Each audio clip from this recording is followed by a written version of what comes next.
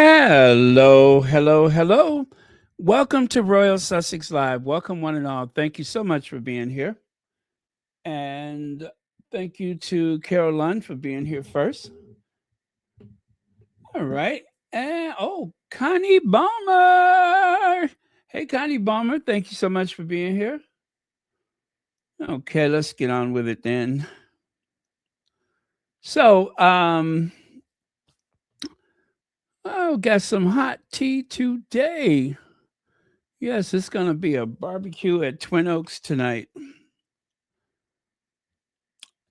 If you want the mom t-shirt, or I'm sorry, the mama t-shirt, I do believe they go up to size 3X, and you have until tomorrow to order it to make it by Mother's Day. I just so happen to have the link available here. I believe they are $40. And of course, it is not just about the shirt, it is a contribution to the whatever the charity Hard Mom has, but you can read about it. But we are all very familiar with Hard Mom. Oh gosh, let's see. Xiphon, Kelly McGee Life Xiphon. Yeah, there we go. Let's see. We're all familiar with her, right? So that is Meghan's good girlfriend that she has been knowing and supporting for some years. So whenever something comes up for anything associated with the Sussexes, I'm all over it like a cheap suit. So out of solidarity for all things Harry and Meghan, I'm just passing along the information. Also, within the next couple days, I will have the link for the Archie and Lily birthday fundraiser, and actually, there's a video. I guess it is okay for me to share that video, but I won't do that today. I'll do that tomorrow. Okay, so I want to pin that to the top of the chat. Okay, let me see. There it is. And also, I'm going to double check and make sure this link goes exactly where it's supposed to go. Yes, it actually takes you directly to the page where you can make your order.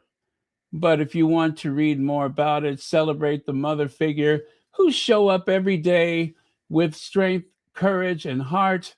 All mama, all heart is a bold expression of the kind of love that builds families and fuels communities. In collaboration with the Free and Easy, this limited edition tea supports young parents who have been in foster care.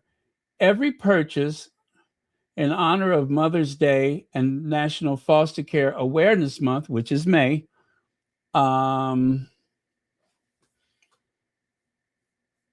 benefits Alliance of Moms and helps create bright futures for young families. Wear it in community, wear it with all your heart.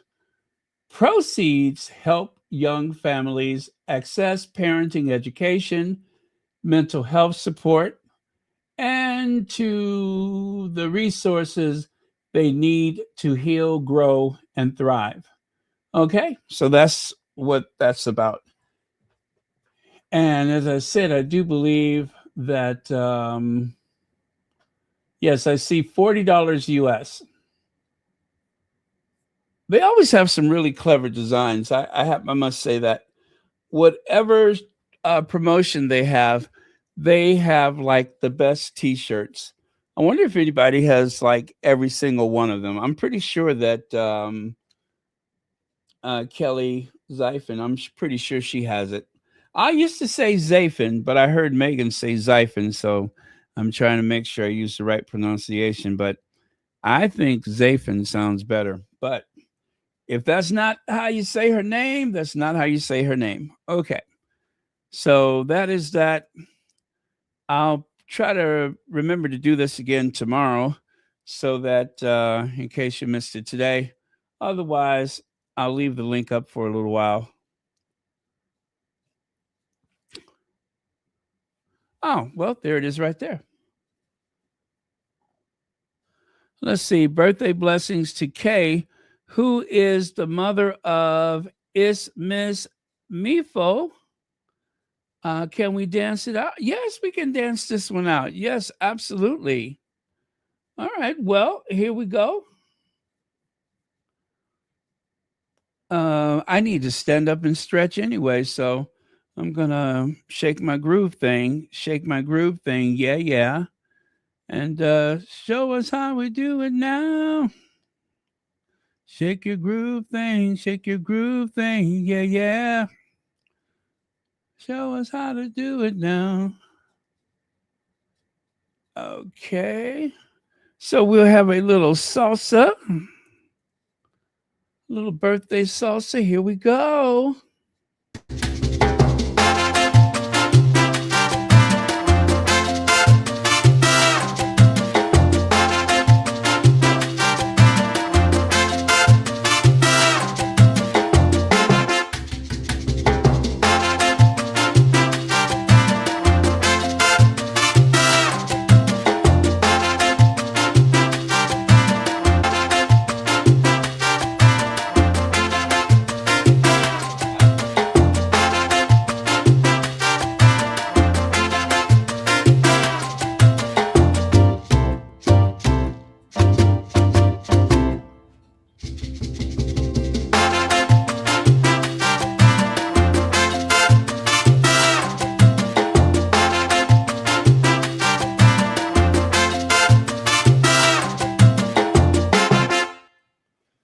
All right. Okay. Well, happy birthday again. Uh, let's see. Happy birthday, Kay, and many happy returns of the day. And thank you so much for hanging out with us here at Royal Sussex. All right. Get back over here. So,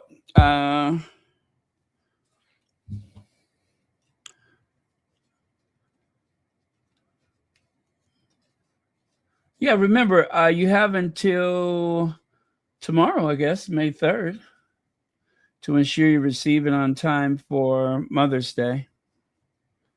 Okay.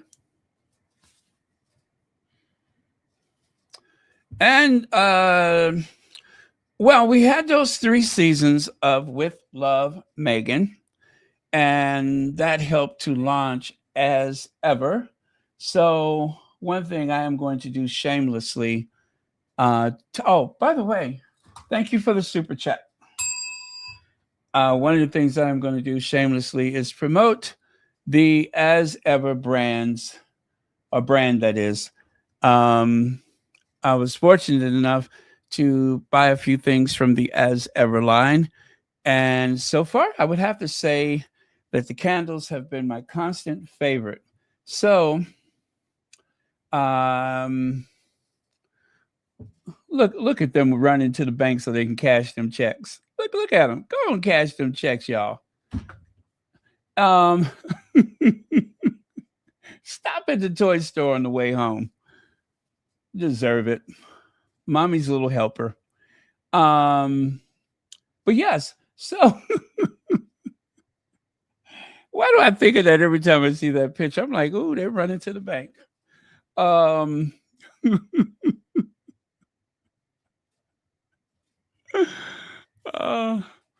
So what was I saying? Oh yeah, the candles I love, and of course the fruit spreads, amazing. I have not. What is it I did not get? Oh, not much, is it? There was something I didn't get that. I guess the only thing that I really wanted that I haven't been able to get is one of those wooden boxes for the wines. I mean, I have enough wine to have the boxes, or the boxes were not offered when I purchased my wine. That's the only thing that I'm missing from my as ever collection. But it's okay. I mean, if I'd never get it, it'd be too soon. But I just wanted it because I like the way it's got the as ever kind of burned into the wood. That was really cool. But anyway, so the 519 candle is my favorite. But don't forget that there's the Archie and Lily candle, the 604 and the 506. I hope I got that right. Um, yeah, I think that's right. Wait, 604. 604. Okay, so Lily was born June the 4th, and 506, Archie's birthday is the 6th of May. I think that's correct. Anyway, if you haven't got those yet, but you have the other candles, what are you waiting for? You have to get it. There's nothing worse than having an incomplete set. So make sure you get those. Also, I don't know how much time you need to receive the box of As Ever Mother's Day candy, but I'm suppose it could be delivered on time if you order it as soon as this weekend. But if not, they taste just as good after Mother's Day. But I'm just reminding you that those are available. So we are going to shamelessly plug all things as ever for forever. So let me see here. Member for 48 months. Thank you so much for that.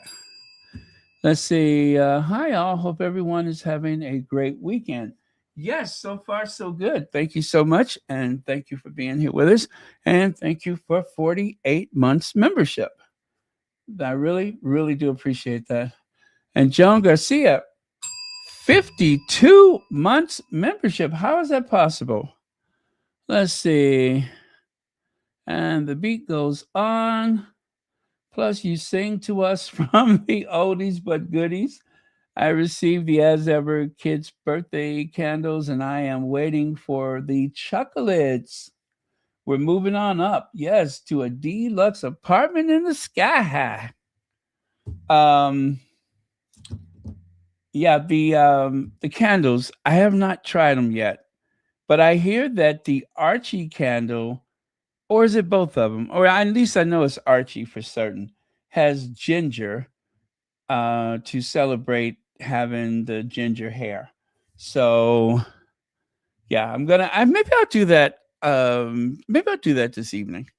Maybe I'll start one of them this evening, and and I'll let you guys know what I think. But so far, I just don't know that anything beats that 519. Yeah, so far I only tried the two, and that one is my favorite. But I'm gonna have to check out the other two to see if I have a new favorite. But again, the vessels, the container, vessel, vase, vase, whatever you want to call it, they are so beautiful. The design is raised. You know what I mean? You can feel the texture of it. And the texture of the vessel itself has kind of a chalky feel to it. So it doesn't shine at all. It's completely matte. But I think those are just so beautiful. I loved it the first time I saw it on one of the videos that Meghan dropped. So, yeah. Anyway. And oh, you know what? Let me go ahead and do this. The Candyman video. That was the one that Meghan dropped this week. I may as well share it again because pretty soon we'll have no use for it. The one with the chickens, right? Yeah, so pretty soon we'll have no use for it. I just wish I knew what compartes?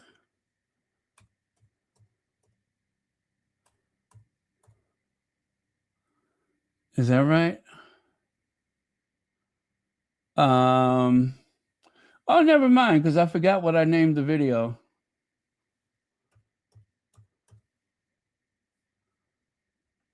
When the chocolate man comes to see the chickens. When the chocolate man comes to see the chickens. I cannot tell you how weird that sounds to me. When the chocolate man comes to see the chickens.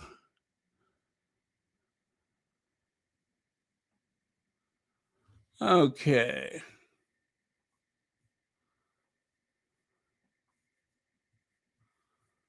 Compartes. Where are you hiding from me, compartes?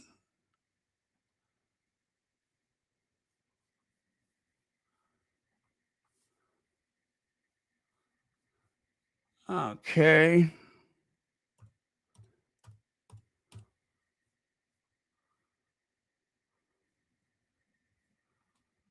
Oh, I see it.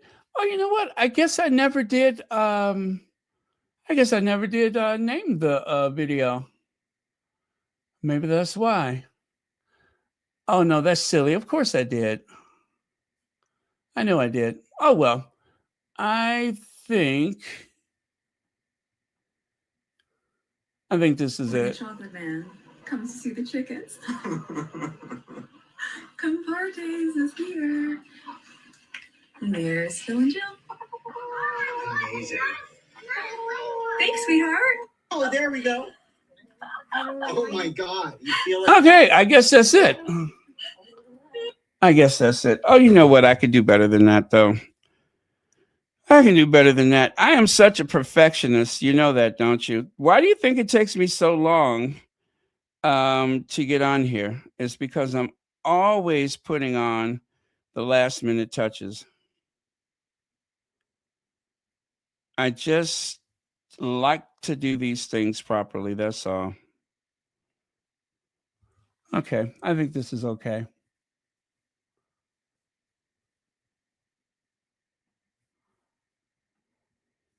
Chocolate man comes to see the chickens. Compartes is here. And there's Phil and Jill. Amazing. Thanks, sweetheart. Oh, there we go. Oh my God. You feel it pecking. Oh. Okay, so there you go. Compartes chocolates. Now the young man feeding the chickens, he's not the founder, but I believe he took over the business. I think they've been around for about 45 years in the Los Angeles area. So there you go. All right, now that was quite a plug. And of course, I'm always glad to do it. Let's see here. Carolyn Baker says something is going on. I hope Harry is about to win his case against Daily Fail. The court probably told King Charles III Buckingham Palace is throwing KP under the bus. They did it. Okay. Well, I hope so. I pray that that is true, that Harry is about to win his case. And I do pray for a sustained period of peace and serenity where the Sussexes are concerned, because 6 years of this nonsense is 6 years too many. It really is 6 years too many. And even before that. So I do pray that they can set aside some of their jealousy and bitterness toward that couple and just let them thrive. Let them thrive. Let them live in peace. And especially for the next generation, um, they deserve to have a clean slate.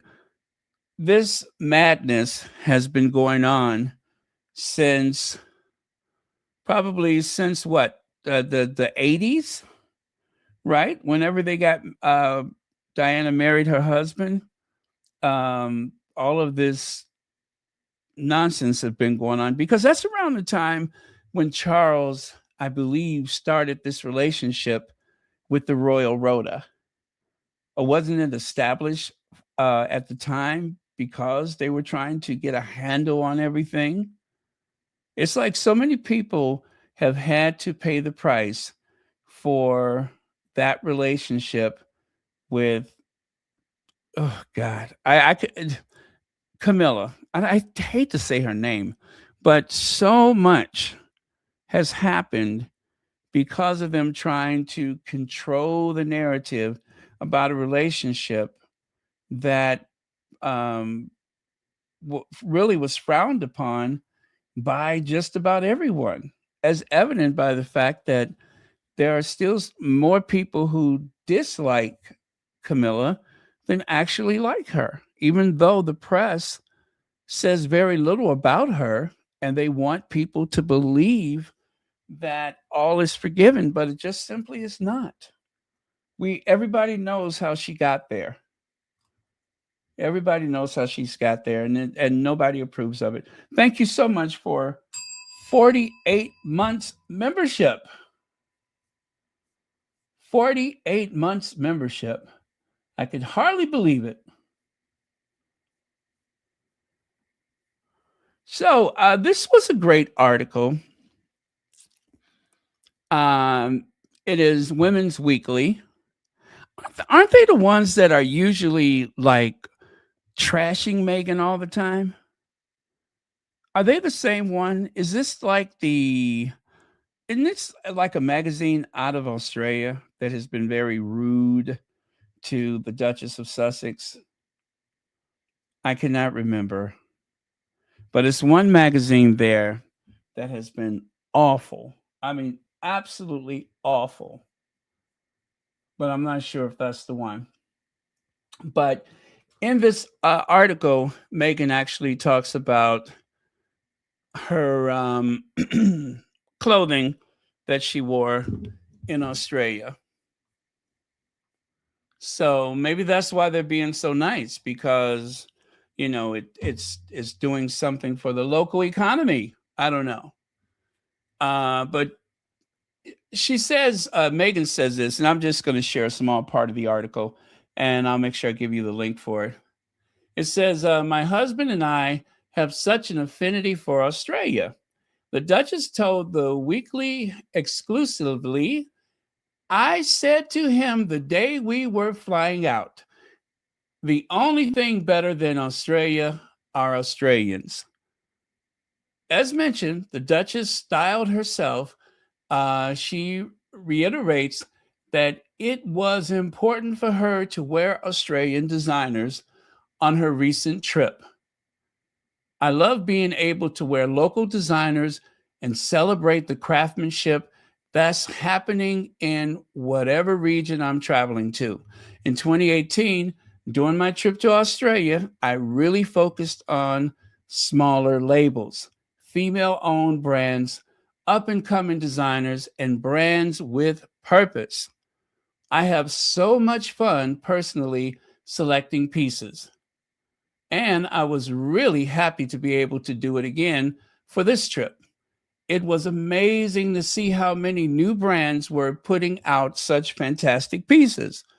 And also, I revisit brands like Karen Gee, whose dress I wore when we announced we were pregnant with Archie all those years ago. Archie is turning 7 years old on the 6th of May, 2026. To mark his birthday, the Duchess of Sussex added signature candle to her As Ever product line for Mother's Day. The signature candle number 506 nods to Archie's birthday, plus it also is ginger scented, just like the color of his and his father's hair. The Duchess wore the designs from 16 Australian labels on her visit, including Karen Gee, Scanlon Theodore, St. Agnes, Camilla and Mark. God, I hated saying that. Matu, P. Johnson, Bear Park, Paz Paley, Friends with Frank and Rolla Jeans. But she says that she doesn't have a favorite. Of course not. It'd be like saying you have a favorite child. You should never do that. But anyway, that's part of what's in the art. Oh, let me get the link for you before I forget. But yeah, Meghan was very glad to support the Australian brands, clothing brands. All right, so let me double check that and make sure that it takes you to the article. Nope, that's not it. Oh, I didn't pin it, did I? Let me try it again.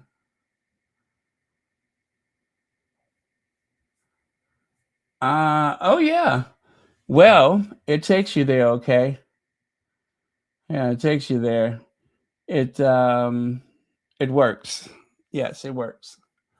I hope it works for you too, like it worked for me. All right? Because it definitely worked for me. All right. So that's the article. Let me see. I want to see if there was anything else from that article I wanted to share before I go.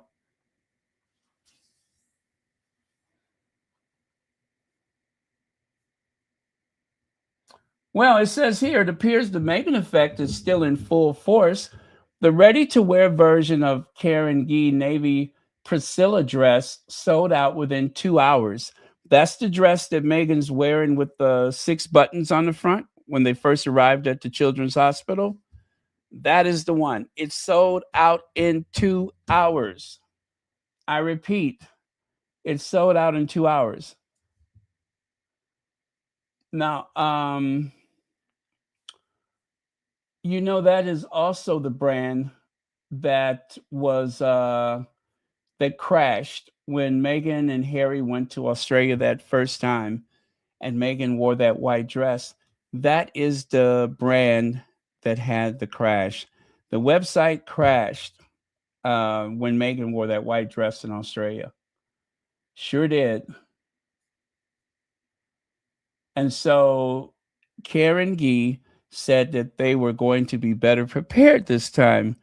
They have a more robust system in place. So this way it can do back orders, I believe is what they said. So the white dress, you may remember from the Oceania tour, she wore the white dress in Australia when she's coming down the steps of the Opera House. And then the one that she wore recently with the 6 buttons on the front, that is, and it's navy blue. It's not black, it's navy blue. It sold out in 2 hours. So just to give you an idea of how the Meghan effect is still affecting. Good for her.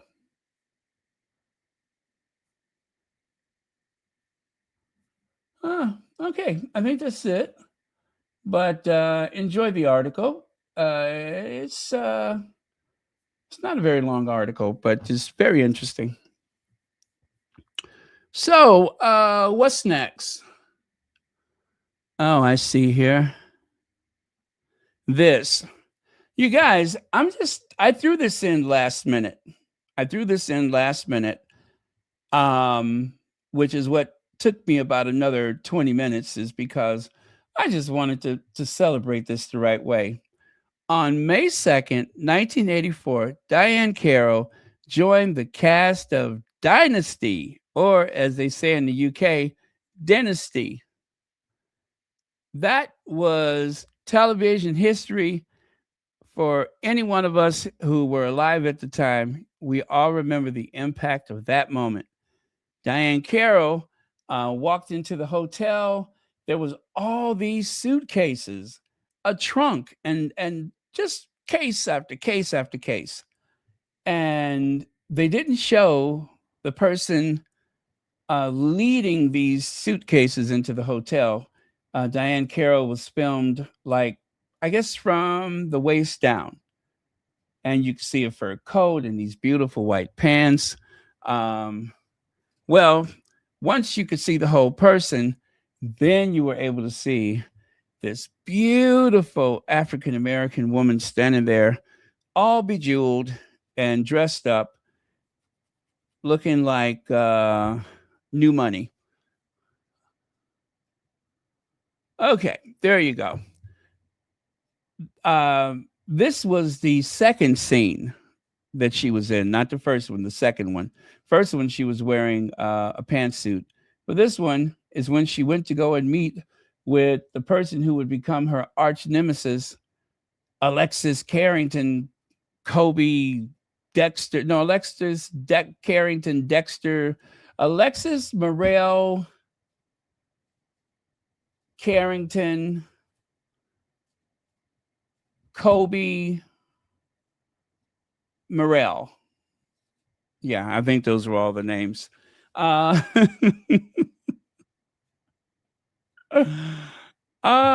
anyway, that was a moment I'll never forget. If you have not seen this scene before, all you got to do is look it up. Like, I don't know, Dominique Devereaux meets Alexis Carrington, right? That's all you got to look up is Dominique meets Alexis. This was so cool. There they were, two very rich, powerful women, eye to eye. And really, the messiness started as soon as she got there. When Dominique, Diane Carroll, said, thanks for inviting me, she said, oh, I didn't invite you. I sent for you. Well, it was off to the races from there. And so, to retaliate, while they were sitting there talking, she goes, oh, the champagne is burned. It's burned. She said, yes. At some point, obviously, it was frozen in the bottle.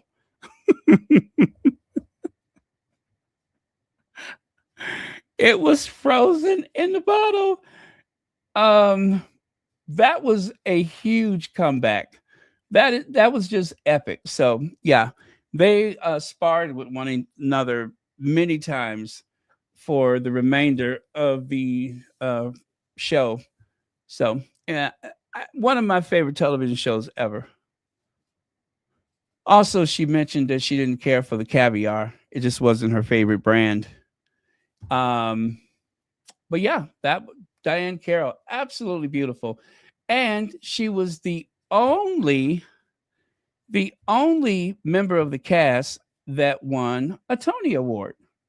Yeah, she was the only one that was a Tony Award winning actress on that show. And this is the famous exit. She said, ciao for now. Absolutely beautiful. Their clothes were designed by Norman Mailer. Yeah, he designed for Dynasty. There's Alexis with that. I don't think I like her look. This was after she made her exit. She was sitting there pondering, what could this all mean? Somebody tougher than me? So, again, that was 1984. May the 2nd, 1984. That was when the history of Dynasty changed forever. Blake Carrington's half sister, who just happened to be African American. Okay, now I talked about this yesterday. Out of Vogue. I am still reeling about this setup. I mean, not that the Sussexes would just casually fall into a trap like that. But I have even more compelling information now. This is why I'm telling you this article. It wasn't so much that the article was going to coerce them into doing something they didn't want to do, but the setup is that they are trying to use this circumstance to demonstrate that the Sussexes Meghan, they're not really saying much about Harry, that Meghan has burned all her bridges and that nobody likes her. And financially, they're not doing so well, right? Let us not forget, as we learned earlier, there is still a lawsuit. There is still a case against the Daily Mail.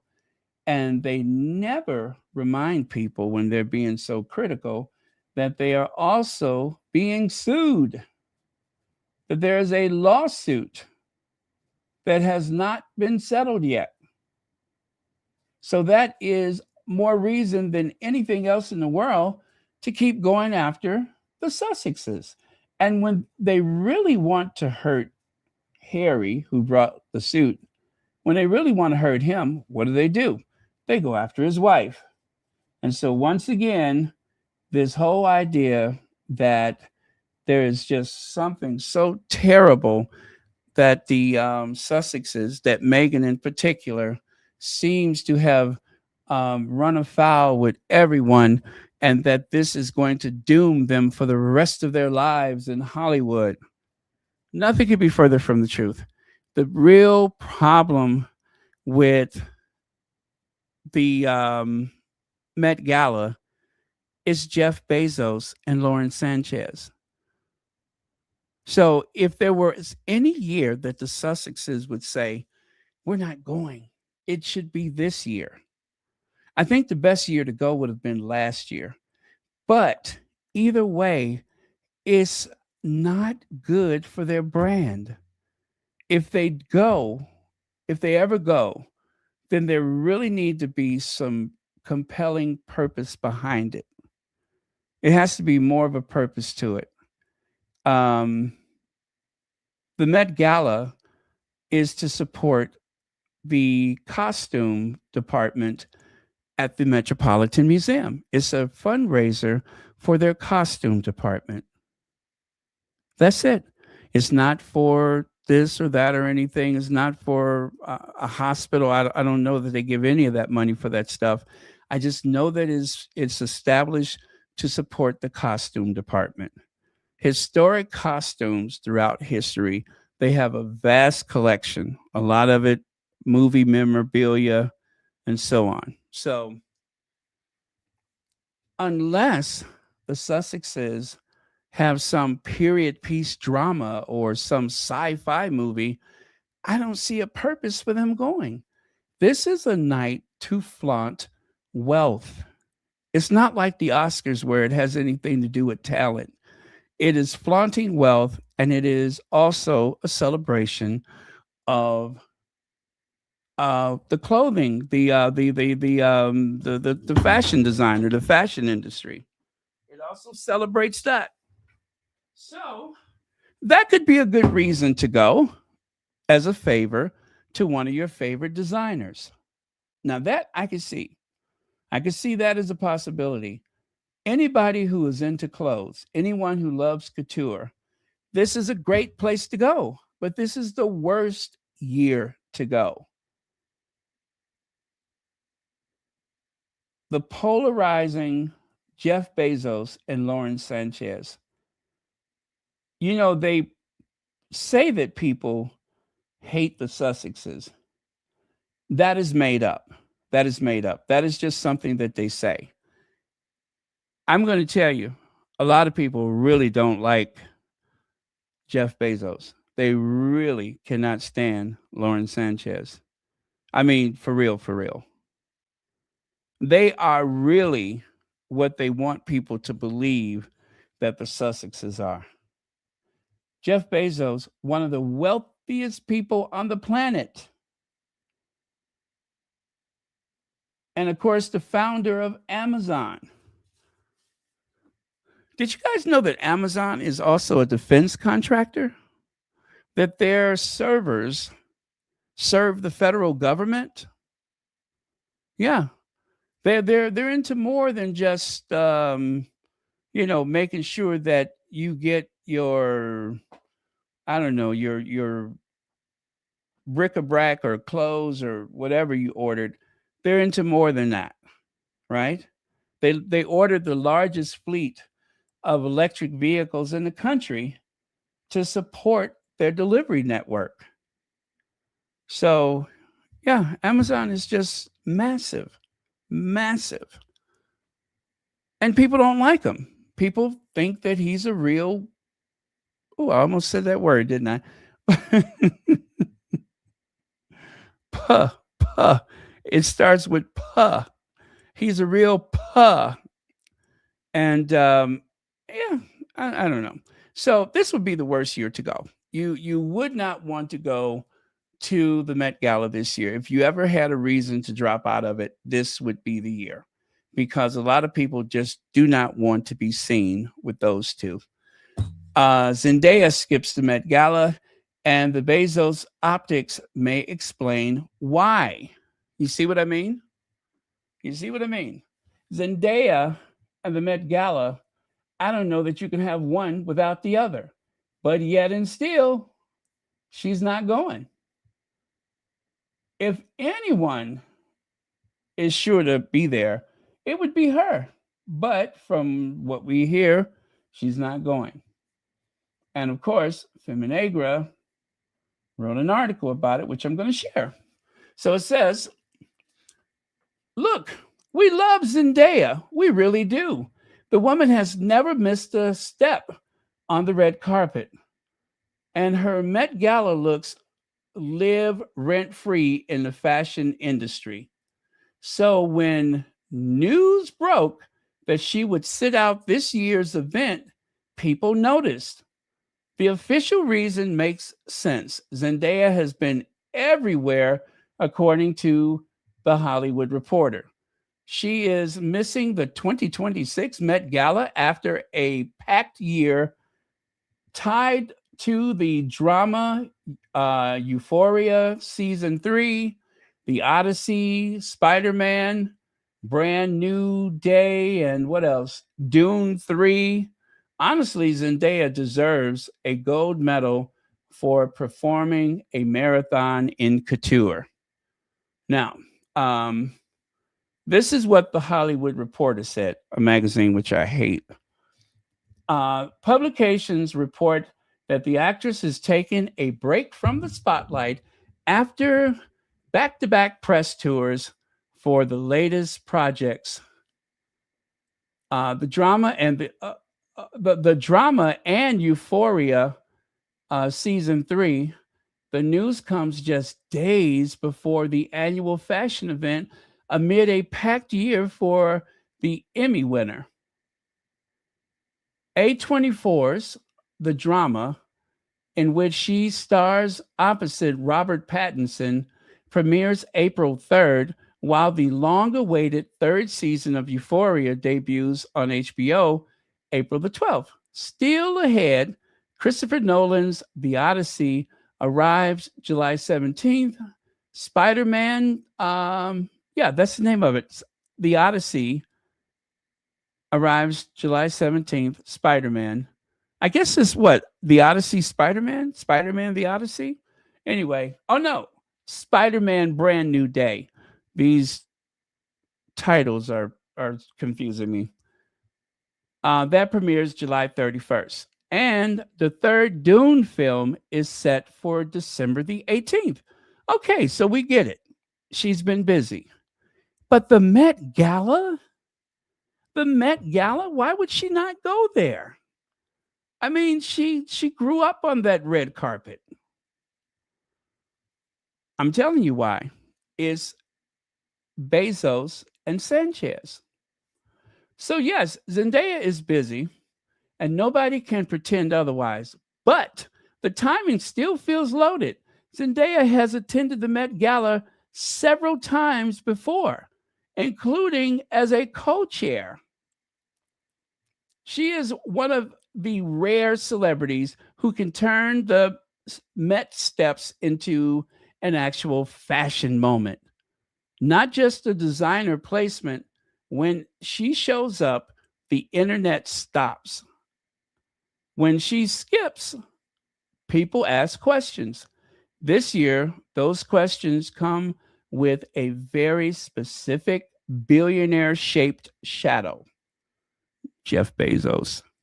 So there you go. So that is why that article out of Vogue. Very quickly, Dame Anna Wintour will be there. It is her show, right? She does it every year. So they made the argument that she has fallen out with Meghan for good. I don't believe it. Y'all don't believe it either, but that's what they said. And then, don't forget, that the Sussexes spent time in a luxury box with Jeff Bezos and Lauren Sanchez at the Beyonce concert, right? Again, that doesn't mean they're close or friends or anything. They just spend time together. But it's another excuse for the Daily Mail to say that something has gone wrong. And then, of course, um, we cannot forget the Kardashians. There was the weird thing about the photo with the Kardashians and all that kind of stuff. And so they want us to believe that there has been some big falling out with Meghan and the Kardashians, even though we do know that um, Doria has been friends with them for who knows how long, but we're led to believe. So put all that together, and all of that is supposed to mean that the Sussexes are not going because everybody hates them. But the thing is, they've never gone in the first place. And number two, even under the best of circumstances, if the Sussexes were to attend, which I would love to see them there, the first thing that they would yell is that it's out of touch. It's bad for their public relations. There's elitists. They're hanging out with a bunch of woke people, and on and on and on. Or should I say the opposite of whatever they would say if Will and Kate showed up, right? It would be the total opposite of what they would say if Will and Kate showed up. Even when they took a commercial flight from Australia back home, they took a flight there and back. They even had something to say about that. Oh, they're taking a commercial as if it's the first time that ever happened. I think more often than not, when they're making a transatlantic anything, they are flying commercial. I don't remember when they've ever taken a private jet to Europe.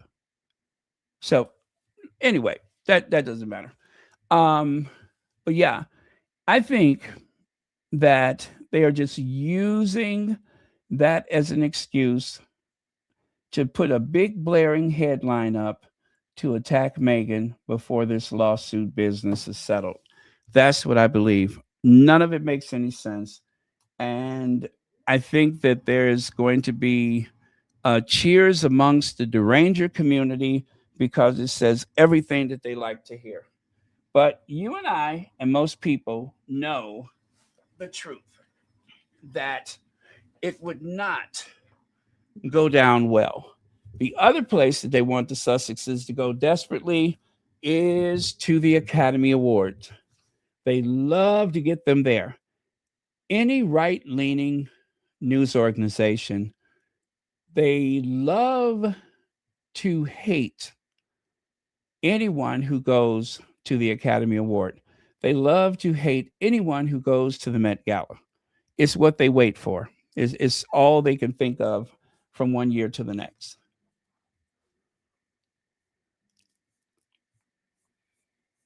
Okay.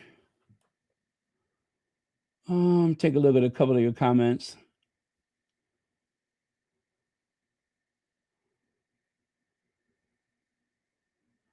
Yes, thank you, Joseph Berno. That's another one. Attention seeking.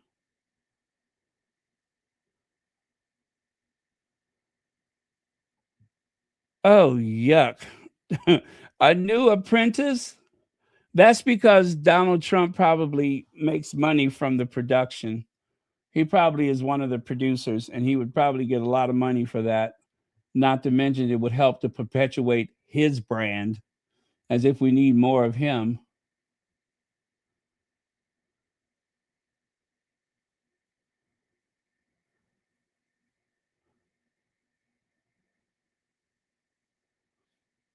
Uh, you think they're going? You know, there is that possibility.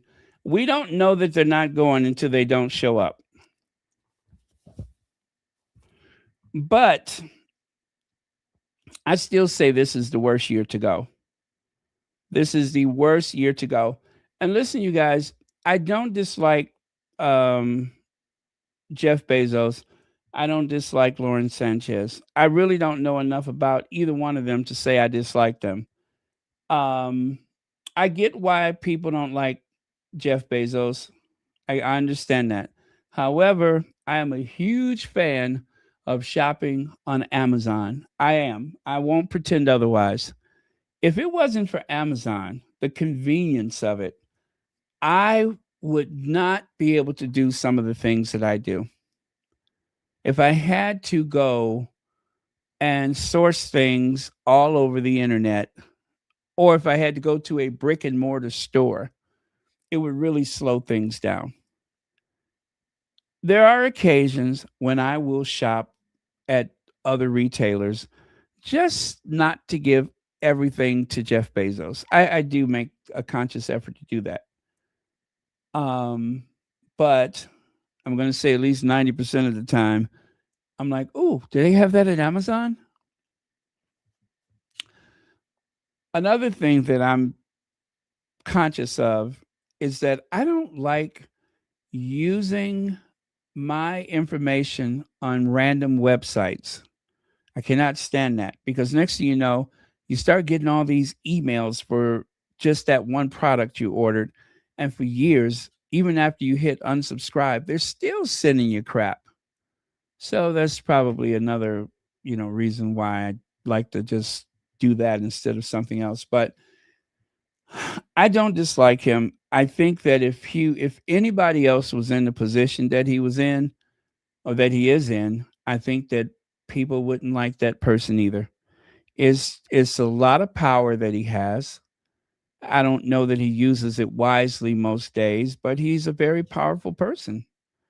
And that goes for all the rest of the one percenters. But they are the highest. They're like the 1% of the 1%. uh they go places. They go on vacation to places where billionaires go to get away from millionaires. That's how rich they are. So, um, but I hope they don't go. If they do go, I am going to support them 100. But I just don't want them to go because of the heat that comes with that. If Zendaya's not going, I just don't think it's a good year to be there. They can make all the excuses they want for Zendaya. She's a kid; she can handle it. Um, if I could work a double shift, if I could work a double shift, that kid can walk a red carpet. But if they say she needs rest, that's more than understandable. Plus, she is married. She is married now, so you never know when they may be starting a family. That's also something that may be in the works, and we just don't know about it. But you never know. It may be time for Zendaya to start a family. That would be the best excuse of them all to take some time away.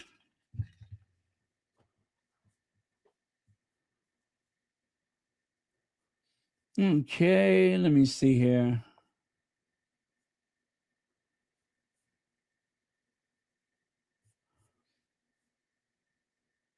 Mm. Oh, I saw the picture of Megan's garden.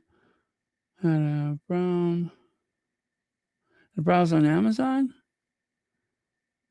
Garden arch and had a browse on Amazon. I am plotting the. Oh, okay. I love garden arches because you can grow the climbing plants on it.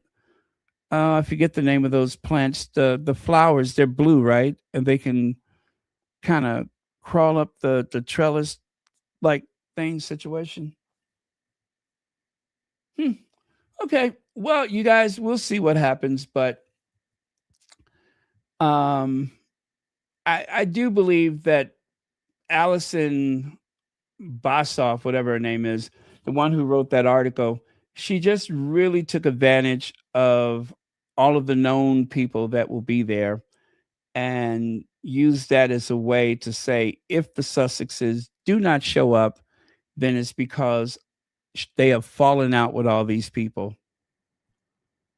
Lazy journalism, if I've ever seen it. Let me see. So, yes, Zendaya is busy, but nobody can pretend otherwise. Bezos Met Gala optics are messy. Here's our take, and this is from Feminagra.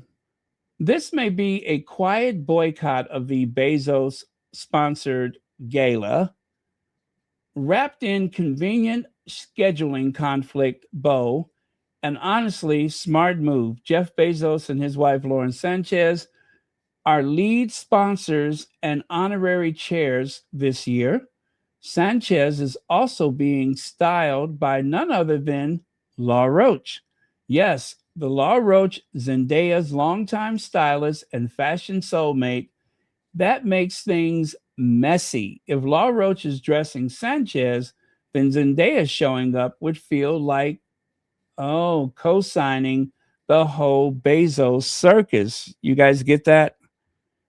If she shows up when Law Roach is dressing Lauren Sanchez, then it seems like she is giving tacit approval, as they say, to the whole thing. And maybe she just doesn't like the optics of that. By citing overexposure and a packed press tour, she gets to dodge the drama without actually saying the quiet parts out loud and can be honest with ourselves. Yeah, and can we be honest with ourselves? The Met Gala has become a bit of a dystopian joke. Tech bros buying their way in, billionaires partying while the world burns. Last year's that is, felt like the Hunger Games. This year, with the Bezoses at the helm, it's giving full on capital energy. We don't blame any celebrity who wants to distance themselves. Of course, there are plenty of people side eyeing the silence on bigger issues in the world, and we get that too. But on this specific move, skipping the Bezos gala will give her a pass. Will give her a pass. She's not stupid. She knows her brand. She knows the optics, and she knows choosing to sit this one out while letting scheduling take the heat. So let's allow Zendaya to take a break. Not that she needs anyone's permission. We can't wait to see her on the Dune red carpet. So thank you, Feminagra. That was a great article. I love it as per usual. Huh. Let that sink in.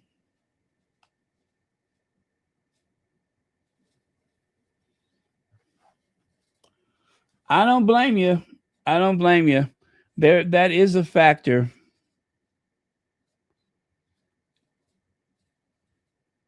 And of course, you hear a lot about the way employees are treated at Amazon.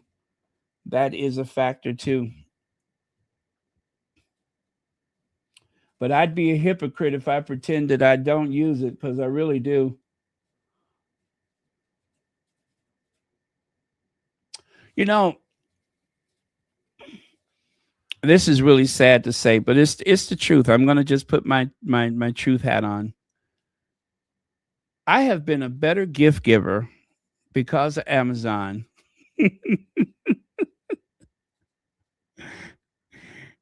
If someone had to wait for me to go to, let's say, FedEx or what's the other one? Um, UPS. If somebody had to wait for me to go to one of those places to ship something, they'd never get it. It's just been too easy to gift by Amazon. Too easy. And again, I do use other retailers mixed in there. Um, but it has been a convenience factor. That is the truth. So um, I'll never forget a friend of mine that passed away a few years ago. Um, he lost his favorite hat in the middle of winter. Immediately, I ordered another one and some thermal socks too. Now, of course, my friend, he was like in his 70s, right? In his 70s. And so, as a pensioner, a retired person, he didn't get out so much. But it's the middle of winter. And, I'm thinking bus stops and snow and all that kind of stuff. And it was just too easy. It was just too easy. It was just too easy to part with my hard earned money. So that is one of the reasons why I will admit I'm kind of like my aunt with the QVC and Home Shopping Network and all that kind of stuff. Very much like that. Yeah, and I don't like the whole MAGA connection and all that kind of thing, but it's the convenience of it. That is what has pulled me into it.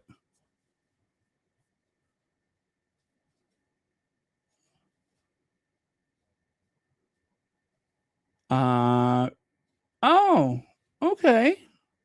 I can see that.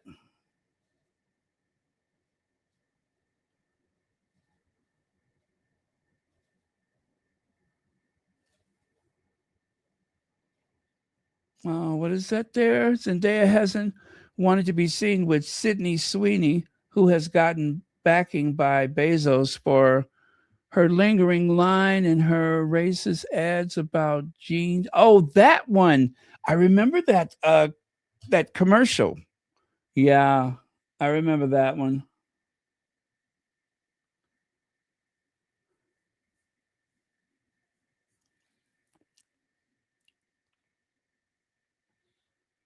Let me see. Me too. I'm able to give much easier now. Also, it's like my personal shopper search, and I find what I want. Yeah, yeah. It's too bad that that particular person is the one who created this this monster, but it's that convenience factor that I cannot seem to duplicate.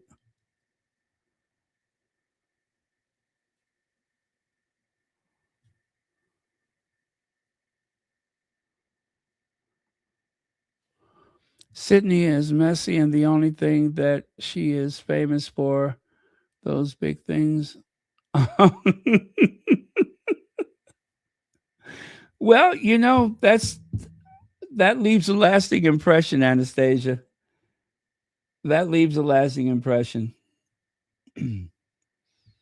Okay.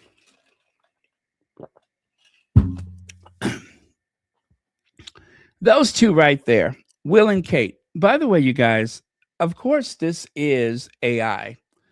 This is obviously an AI rendering of Prince William and Kate Middleton. Um, I think it's just interesting that they really got Kate down, don't they? The way she holds her hands like that, where she looks like she's like squeezing her fingers, that is exactly what she does. This definitely has her mannerism. I think the way the AI works is that it compares however many images of a person, and then it builds a image based on everything that's available on the internet. And so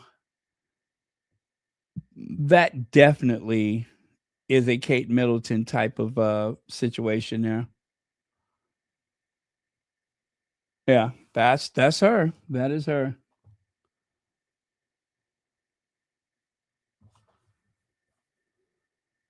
So this guy right here, you all know I cannot stand Brer Rabbit. That's Snaggletooth reporter Tom Sykes. Tom Sykes, the man with that one big giant tooth on one side of his head. Um, I cannot stand him. I used to think, I may not agree with everything that he says, but from time to time, he would actually do his job, right?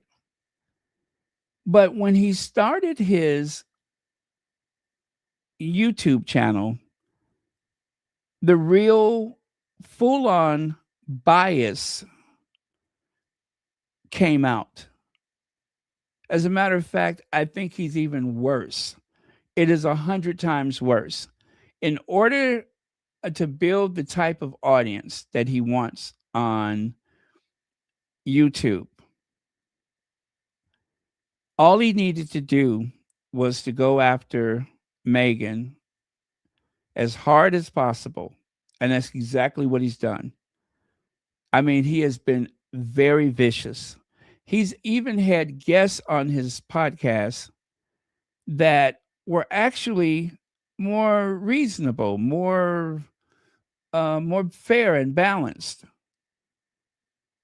and he was having none of it. It did not matter.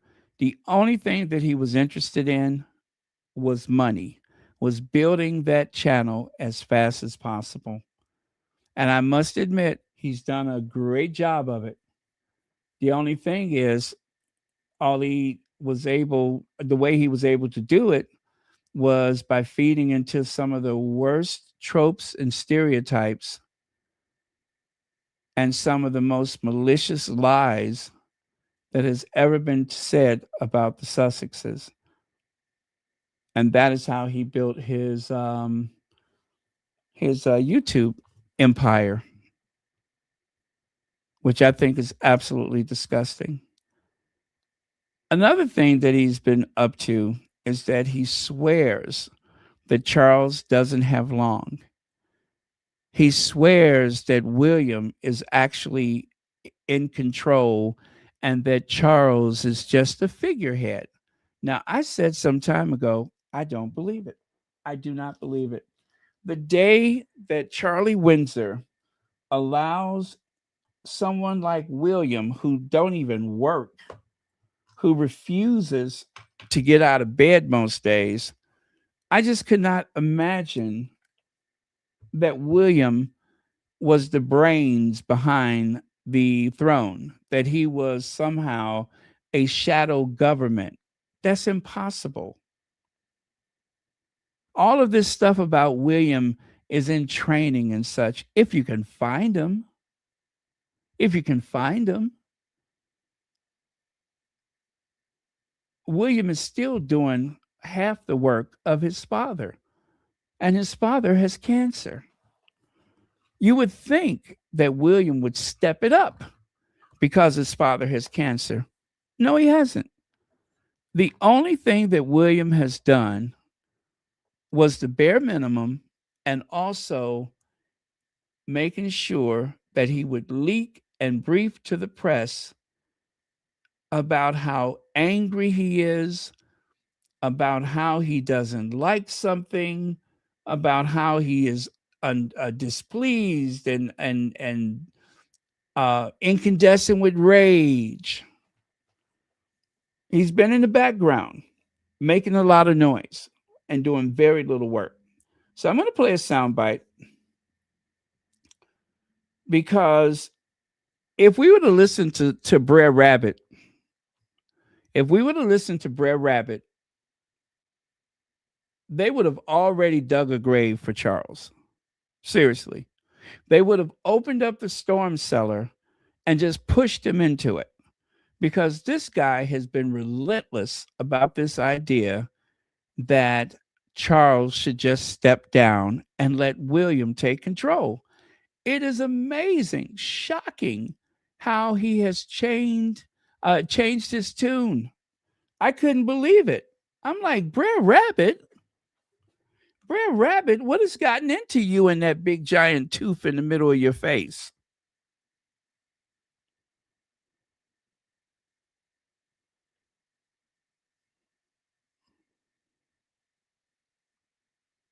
Okay, okay, coming up.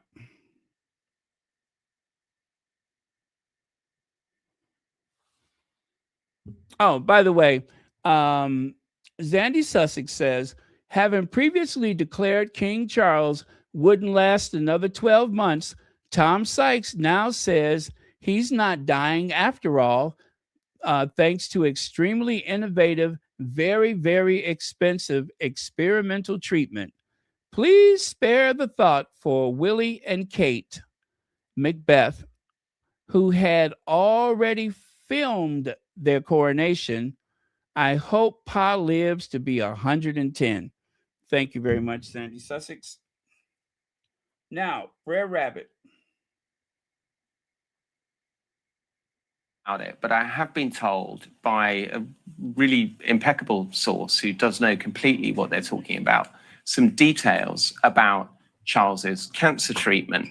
So in the run-up to Christmas, what the treatment basically was consisting of, I can exclusively reveal, and I am exclusively having all the details on my Substack over the next week, was a extremely innovative, very, very expensive series of weekly immunotherapy injections. There's an RNA element. Of course, people will be familiar with RNA from the COVID vaccine, sort of almost on the border of, some people would call it genetic engineering.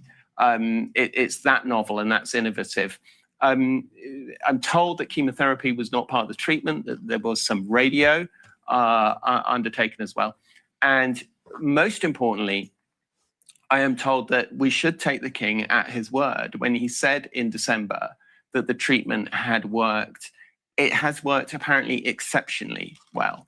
Wow. And people are incredibly confident that the king's reign could now extend to his natural lifespan. Even it could be that positive. Now, all of this comes with the proviso, of course, that with cancer, things can change really quickly.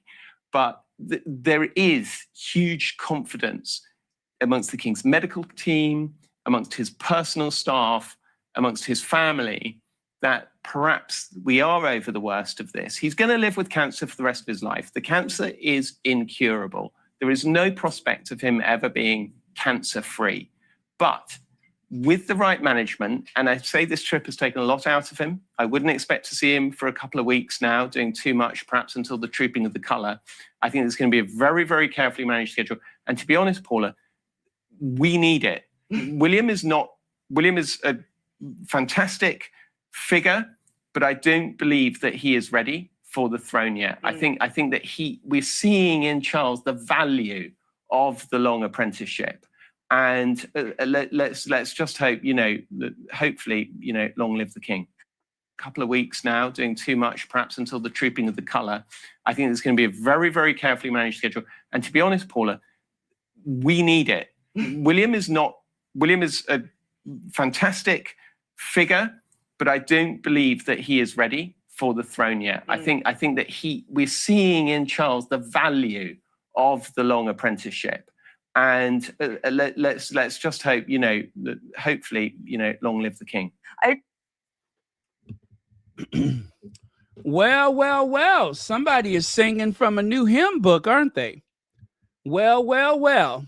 Tom Sykes, who seemed to be calling for the Grim Reaper not long ago. Tom Sykes, who seemed to say that William was actually in charge and that Charles needs to just make it official and step down. Now, all of a sudden, Brer Rabbit is singing from a new hymn book. Now, all of a sudden, things are not as grim as he said they were. The thing is, even if that were the truth, I think it was outrageous and irresponsible for him to make such a big deal out of it. I think it would suffice to say that a person who's going through cancer treatment, cancer can be very unpredictable. I've seen that myself. Sometimes they'll say, oh, you have this much time, and then things can just suddenly start changing for the worse. But I've also seen people that have been given that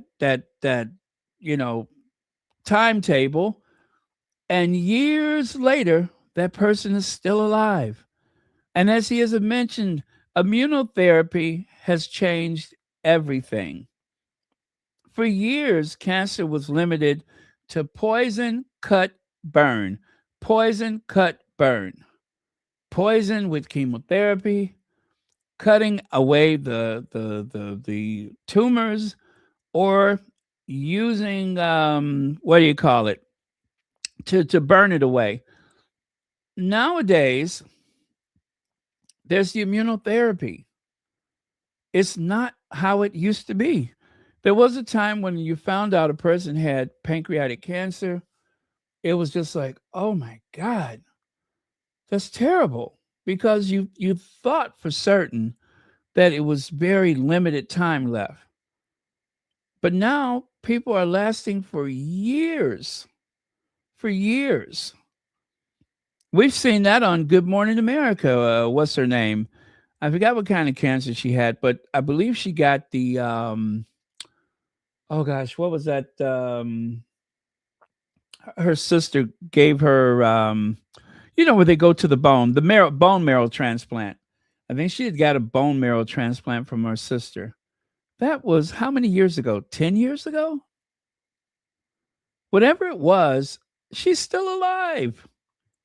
So if the average layperson is living longer, why are you trying to shove Charles down into that storm cellar at the St. George Chapel? The man is rich and privileged and will get the best care possible. He's not like one of his subjects waiting for the NHS to do something. He's not queuing at the NHS. He's the freaking king. He's going to get the best of everything that's out there. Dick Cheney, Vice President Dick Cheney, the man who had more strokes and more heart attacks than you could name or number, and yet he lived and lived and lived and lived. I think it is irresponsible to make assumptions about someone else's health, especially when you don't have all the information.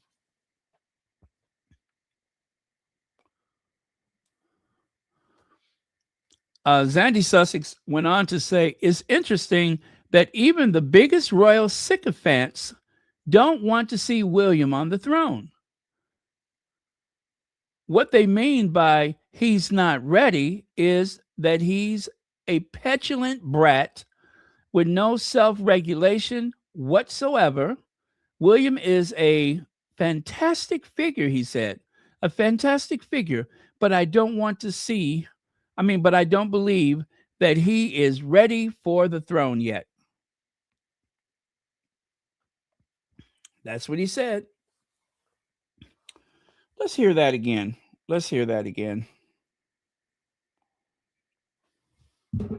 We need it. William is a fantastic figure, but I don't believe that he is ready for the throne yet. I think that we're seeing in Charles the value of the long apprenticeship. And let's just hope, that hopefully, long live the king. That screenshot of him right there. Well, I told you, he has that one gigantic tooth, and he spends a lot of time trying to pull that lip over that big tooth to form words. It takes him a lot of energy to pull that big, pull his lip over that big tooth that he has. That's why I always call him Brer Rabbit. But it takes a lot for him to form certain words, because he's got to, drag that lip over that one tooth. And in order to say we need him, that William isn't ready, that's the face that he's making right there, is when he said we need him. But it just takes a lot for him to do it, because you can see how that tooth keeps, you see how right there? He has to pull. It takes a lot of facial muscles for him to form words, because he has that one rogue tooth that you know, even when, because his mouth is completely closed and yet you can still see it, right? You do see it, right? That's his tooth. It's not a chiclet. It's not a tic tac. That's his tooth. You know how sometimes you have a tic tac stuck to your lip or something like that? That's not what that is. That's Brer Rabbit's tooth. So um it took a lot for him to form the word, you know, he's not ready and all that kind of stuff because he got that weird tooth.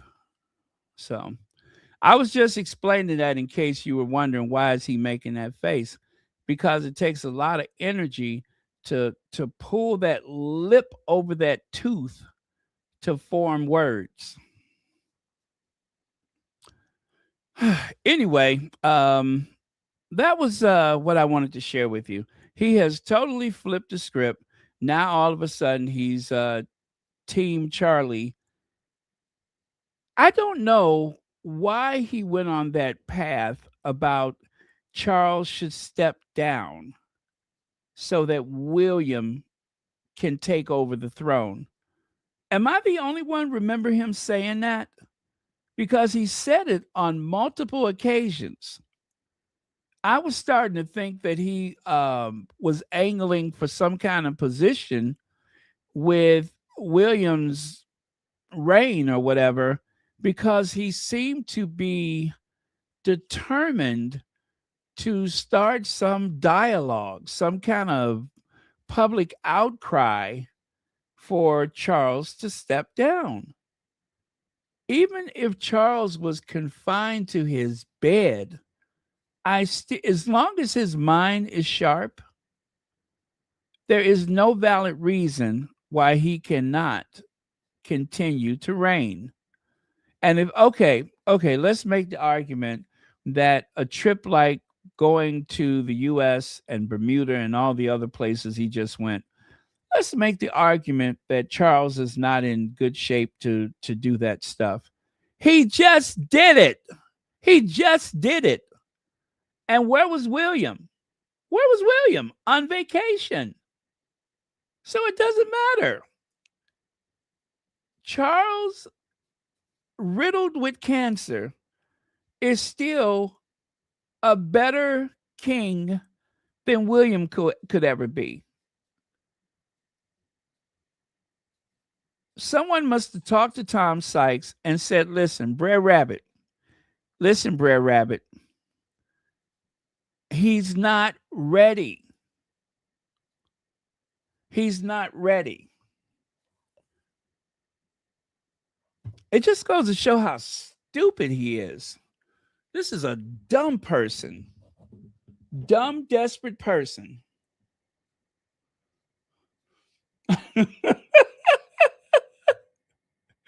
It looks like he's trying to whistle.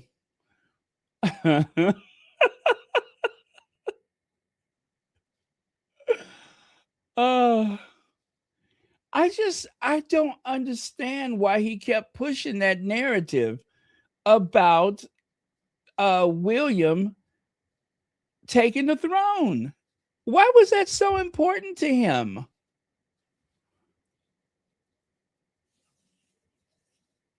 And he would not stop saying it.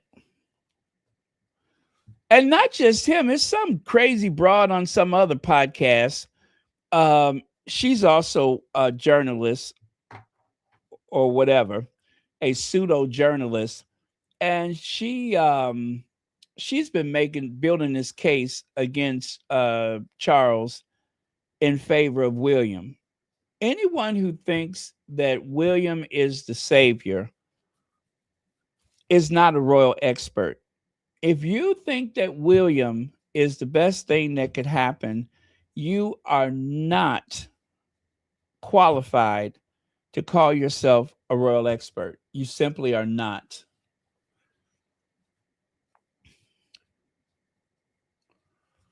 Now, you know what?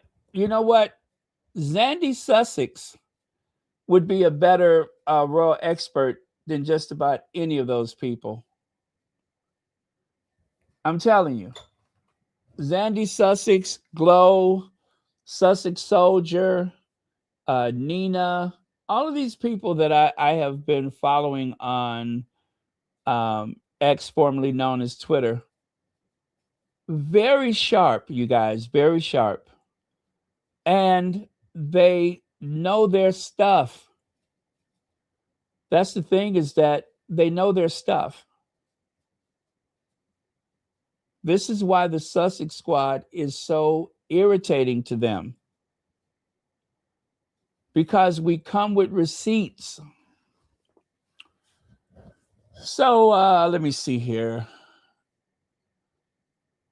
Zandy says, they're still crying over Harry and Meghan's rock star welcome in Australia.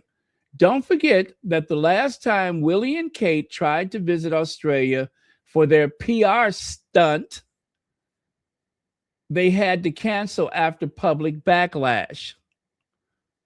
And as you can see right there, Prince William and Kate Middleton's tour of Australia could happen sooner than expected, as the Waleses plot to win back Aussies following Harry and Meghan's unpopular visit.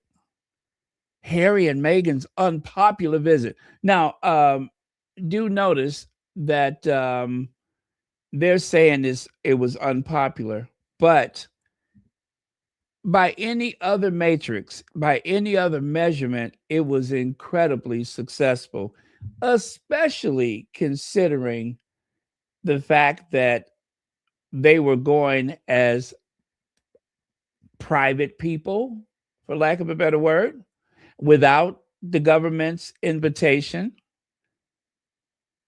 And this time they didn't even have an invitation from the military, but it had to do with Invictus.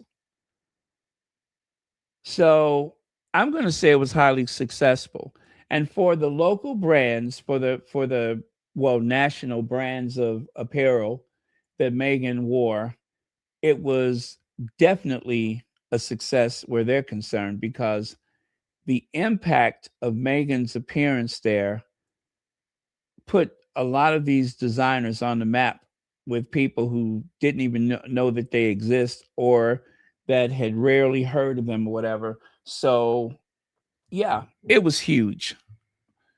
There was a public backlash to Willie and Kate's last attempt to use us for PR stunts. Well, you see right there, it says the nation is in a period of healing.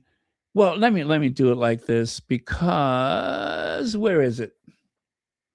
I'll just go to the next one here. So notice the date, February the 20th, 2020. Royal snub, Kate and William urged not to visit Australia. Terrible idea. William and Kate are expected to embark on a royal tour of Australia after Prime Minister Scott Morrison announced he would extend an invitation.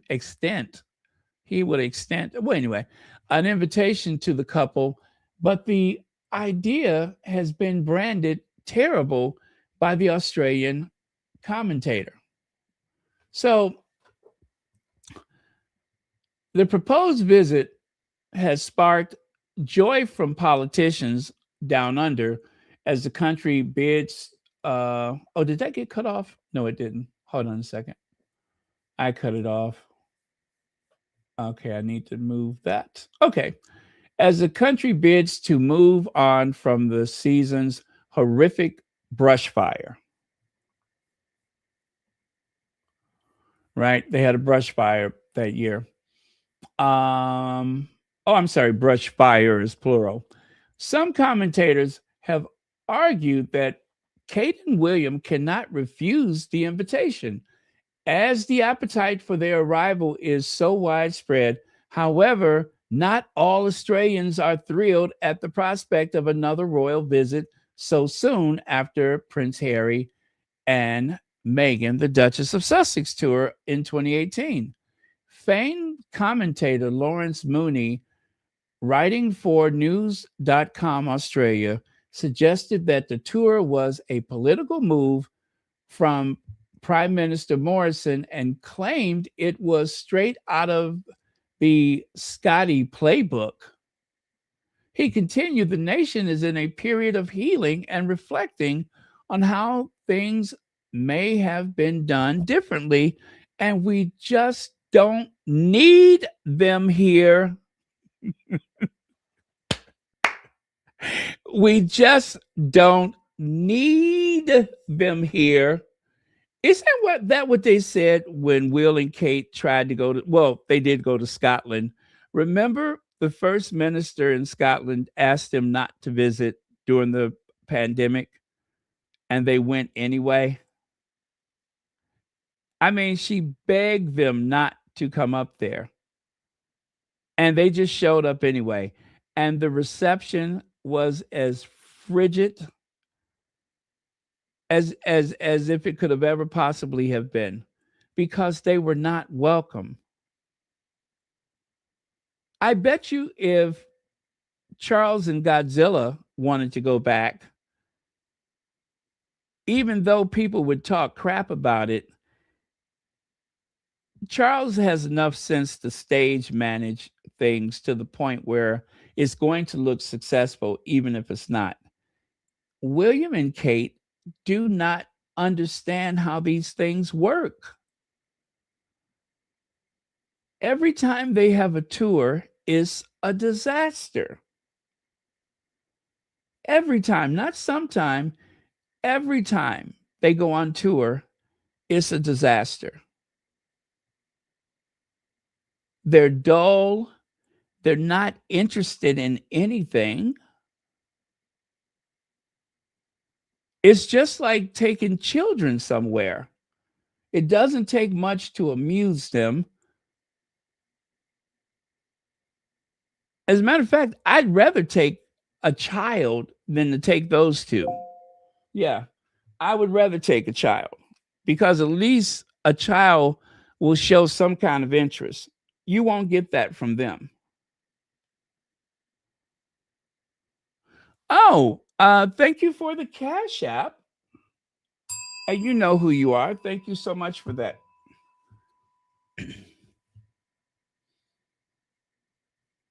Let me see. Australians know that the devastation of a natural disaster is, we know how to pull together for each other and how to start again. We don't need a couple of Brits to ask us some mundane question and make some quaint observations. Woo! He questioned what possible good could a visit from the royal family do apart from filling Australia's gaping leadership vacuum left by the brush fire crisis.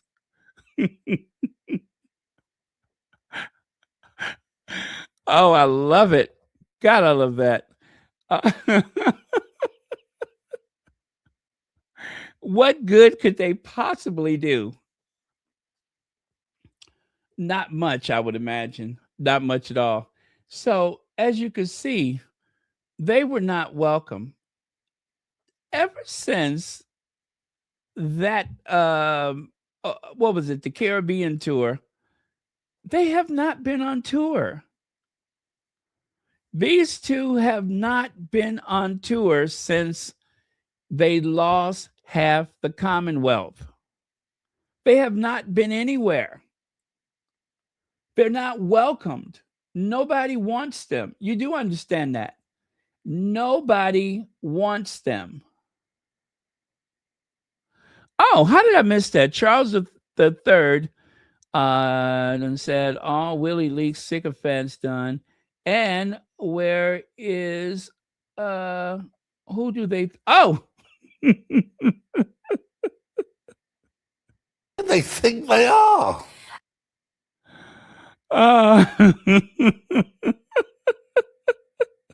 Who do they think they are? Who did it? Thank you so much for the super chat. Let me see. And where is who do they think they are? Jabba the Hutt.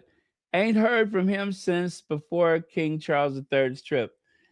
You know, the way he was carrying on, by the way, thank you, Harlan Baker, for the super chat.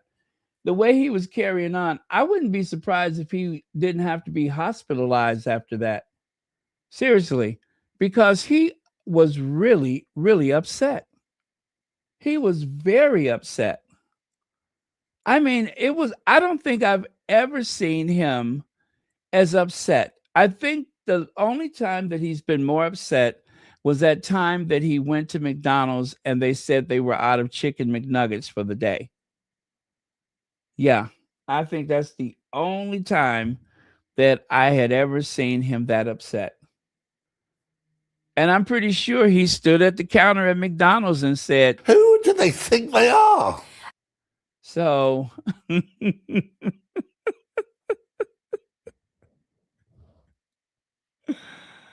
oh. Well.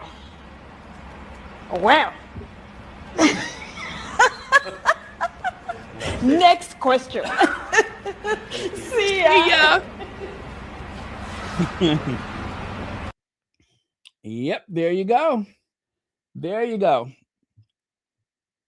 But yeah, I think he was so upset when that happened. Maybe he had to take a leave of absence or something like that. Maybe his nerves has to recover. Because he was very upset.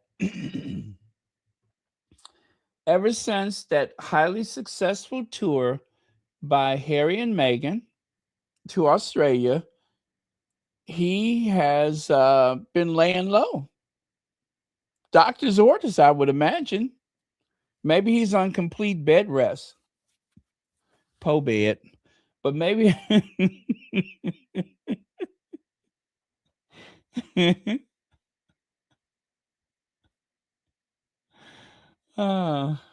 he'd have been in bed so long, the memory foam is going to lose its ability to remember. Oh, well. They think they are. Oh, my goodness.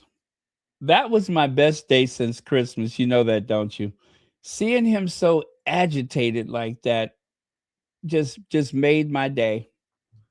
Oh my God, that was so good. I've watched it again and again. I just love how agitated he was, how bothered.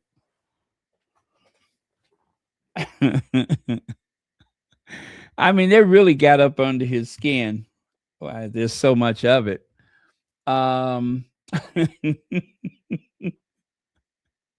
Have the royal family now realized that they don't need Harry and Meghan and can cope just fine without them?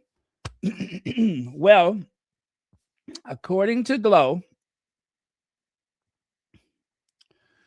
says, isn't this an admission that despite the royal family smearing Prince Harry and Duchess Meghan via their proxies and labeling them a disaster, that all along over the last 6 years, they have been thinking Harry and Meghan are the true secret weapon and that they're much needed for their old age pensioners crew? The question admits a truth by mistake. The question admits a truth by mistake. Now, I had never heard of that OAP before, so I had to look it up. Old age pensioners crew. Glow, wherever you are, I miss your videos. Oh my God. Whenever Glow made a video, it was just an event. It gave me something to do for the next couple of days. Really, it did.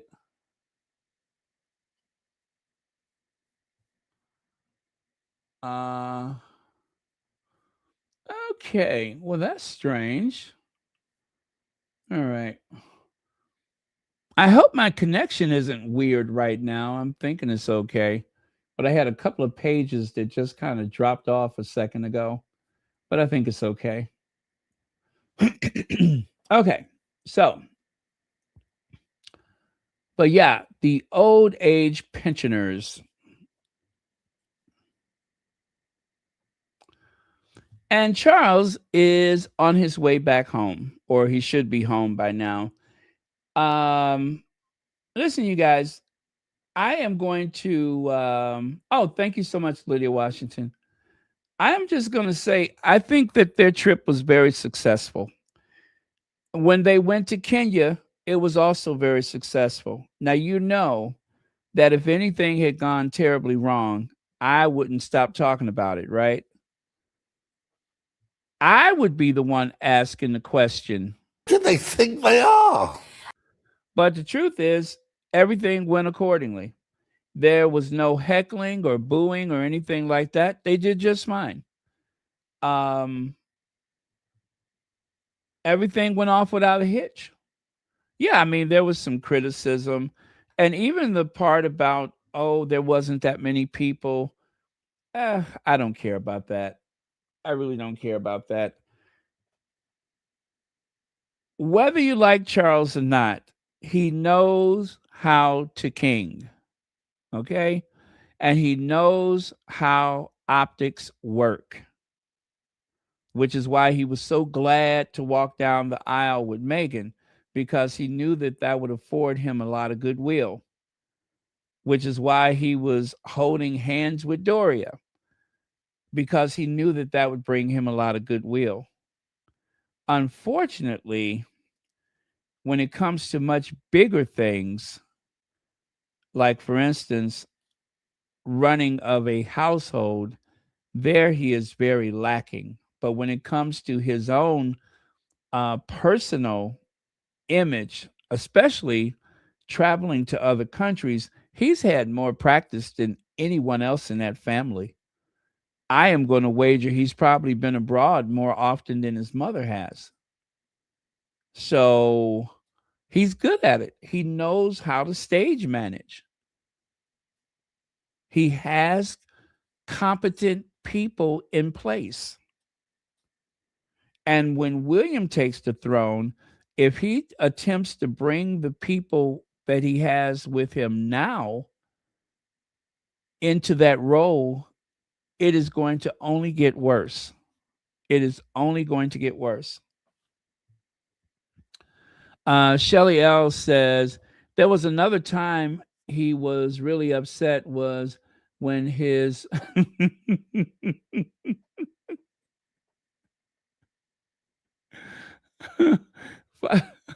film report of abandonment, because they haven't seen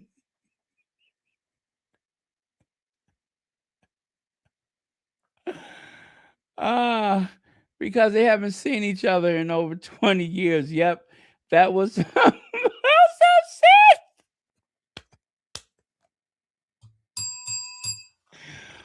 Woo! Well, thank you so much for that update, Shelly.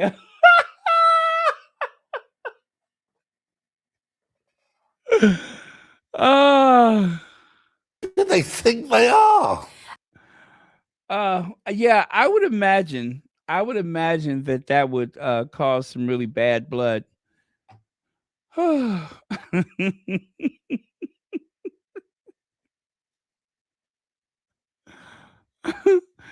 Well, that caught me off guard, but I love it. I love it. That was great. Thank you. But yeah, I would imagine that that triggered something in him. Mm. That was epic. Thank you. Let me see here. Oh, so Graham Smith says Charles and Trump have earned the same number of medals. Charles and Trump has earned the same number of medals, which of course is none whatsoever. Let me see. I'd have so many more medals than. Well, hold on. I can't see that. Let me do it on a bigger screen here. Oh, there we go. Yeah, I'd have had so many more medals than that if it wasn't for these Bone spurs. Oh, okay. That's supposed to be Trump saying that to Charles. Of course, as you know, Trump did not serve in the military because he used the excuse that he had a medical reason and he just couldn't serve. Well, his excuse was that he had bone spurs.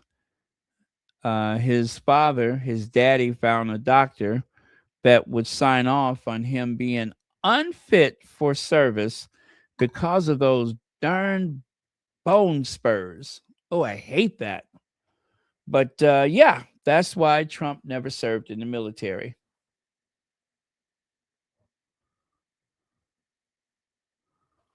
And take a look behind the desk there in the Oval Office. Do you see that? Look behind the desk. There is 1, 2, 3, 4, 5, 6, 7, 8, 9 flags back there. 9 of them. Is that normal? Is that typical? I do believe that there's a flag for every branch of service, but he's got 2 American flags. You only need 1. And I see the presidential flag is back there. Oh, that's a mess. That is a mess. He has the White House looking like a charity shop. He really does.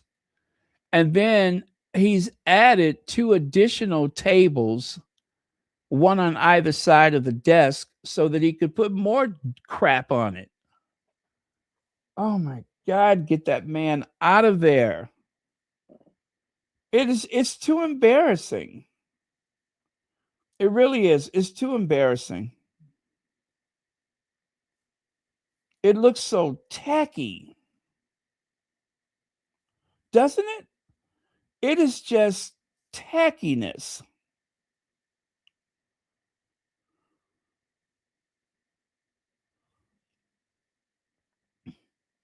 Oh, thank you so much for the Cash App. Thank you very much.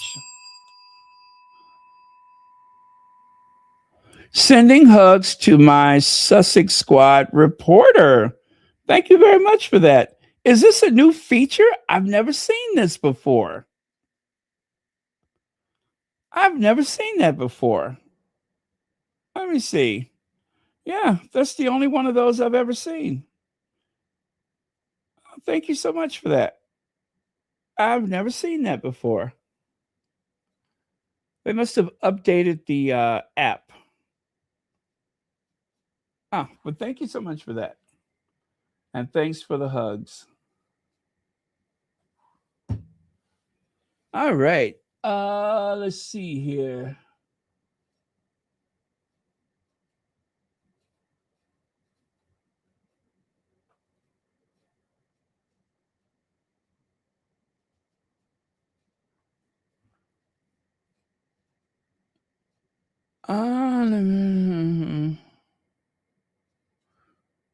You know, my aunt that passed away a couple years ago,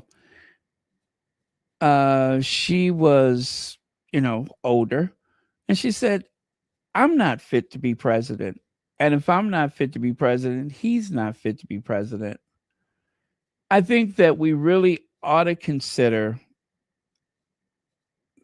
the age in which, it's okay to be there. And if for whatever reason a person wants to be there after a certain age, then there should be an honest assessment of their abilities. And I just don't think that either party is ready for that. I saw Mitch McConnell the other day. He fell to the floor.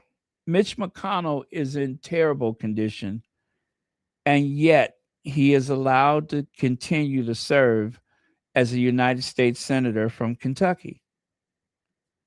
And his constituents are not going to, get rid of him Whenever he's ready to retire, then he can retire.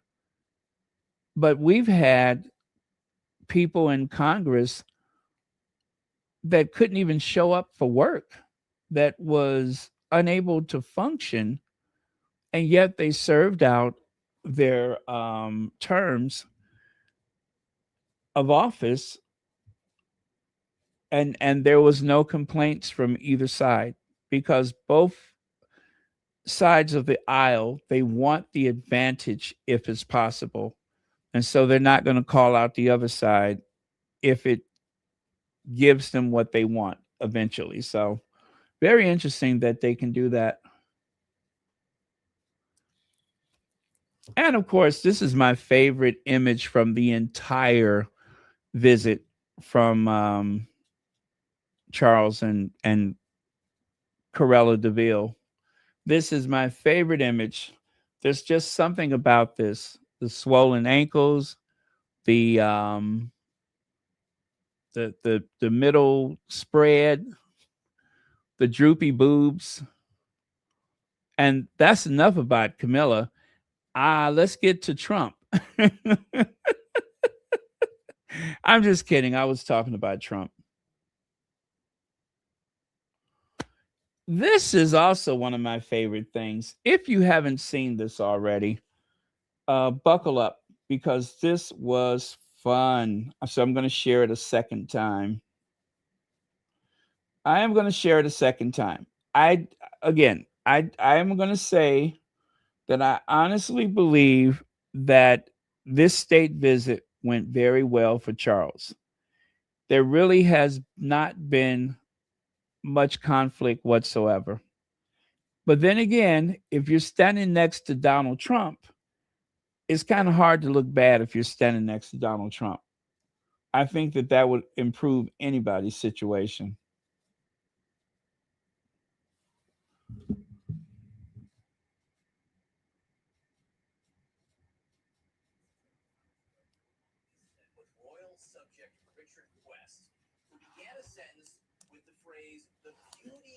Uh-oh.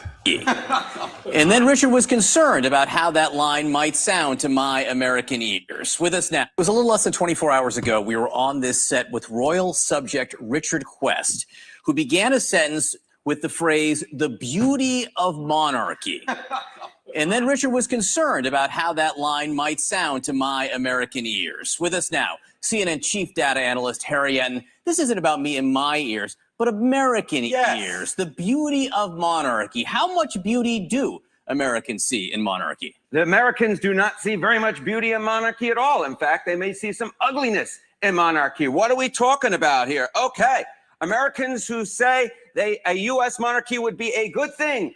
Well, guess what, folks? All the percentages on your screen are less than the number 5. Only 2% of independents want a U.S. monarchy. Just 4% of Republicans want a U.S. monarchy. Just 4% of Democrats want a U.S. monarchy. To put that into some perspective, 12% of Americans believe that the U.S. faked the moon landing back in 1969. And we're talking about a third to a sixth of that percentage who say that the U.S. monarchy would in fact be a good thing. They believe that William Daniels played John Adams back in the film 1776 for a reason. They do not want a monarchy here in the United States of America. Right, and then props to the independents here, outshining both Democrats and Republicans on this subject. How do Americans feel about royal news in general, which gets a lot of coverage? A lot of coverage. And Americans are just like, enough of this. Enough of this stuff. What are we talking about? Okay, we're talking about Americans on UK royal news. Look at this. Just 32% of Americans care. 63%. To quote Stephen A. Smith, we don't care. We don't care. We've had enough of the royal news. The bottom line is this. When you're talking about more than 3 in 5 Americans saying, you know what?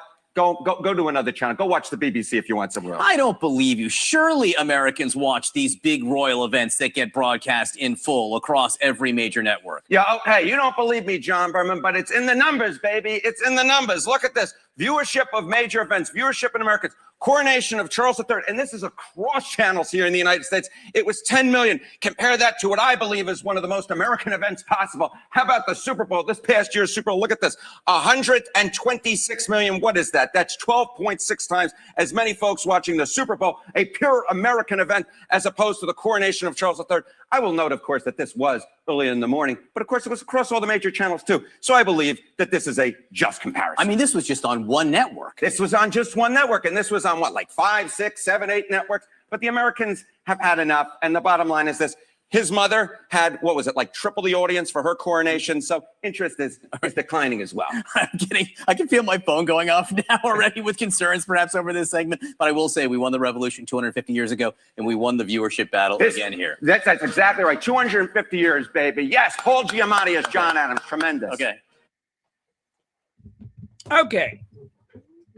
So the other person that was talking, the one who was talking first, John Berman, unfortunately, I did not include him in the screenshot, but he would have been to the left side. But the guy that did most of the talking is the one on the right, whoever the heck that is. But yeah, so that was interesting. It just goes to show that even though they want to make people believe that even though they want people to believe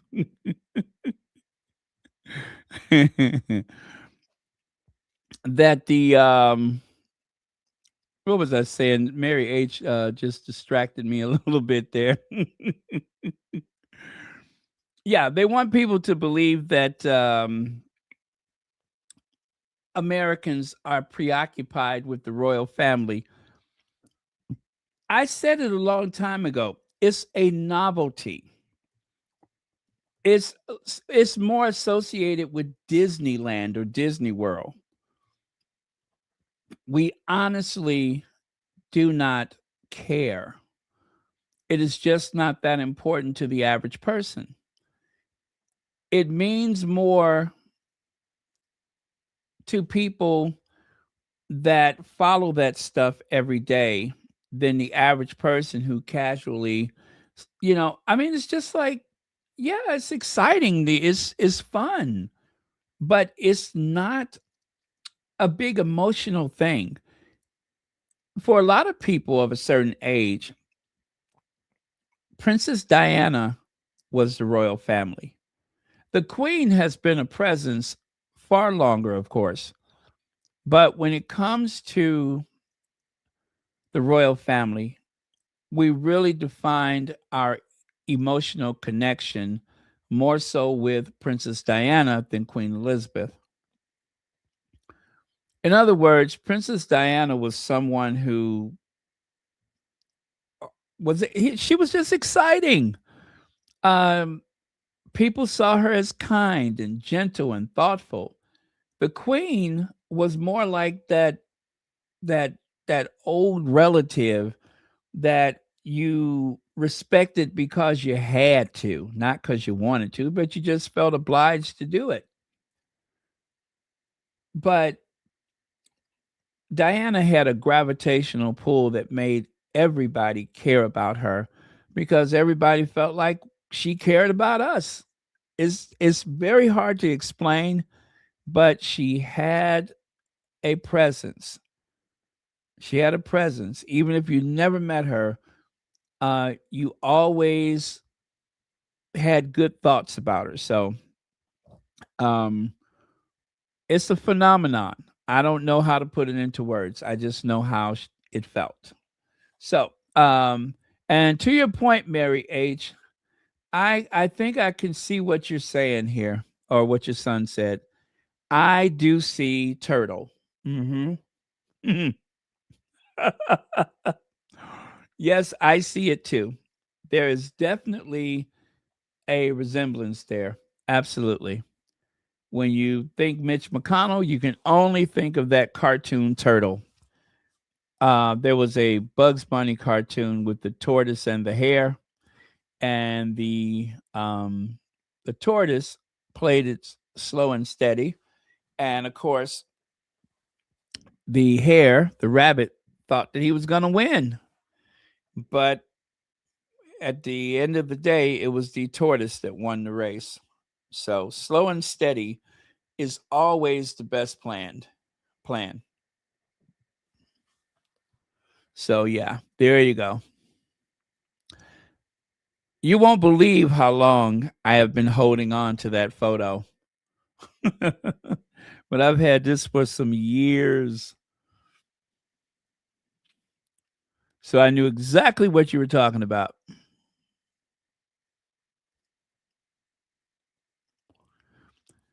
I Am Sage says Charles may have briefly stepped out of the late Queen's shadow, but he'll always live in Harry and Meghan's. And that was in response to a Daily Mail article that says the week Charles stepped out of the late Queen's shadow. So I guess we're supposed to believe that this trip to the US was so successful that this is the first time that we have somewhat forgot about Queen Elizabeth, right? Wrong. King Charles has been part of the American consciousness since he was born. Not as popular as his mother, of course not. But I remember growing up, there was always some thing about Prince Charles this, Prince Charles that. He was the most eligible bachelor, and he's a known commodity. Okay, he's a known commodity.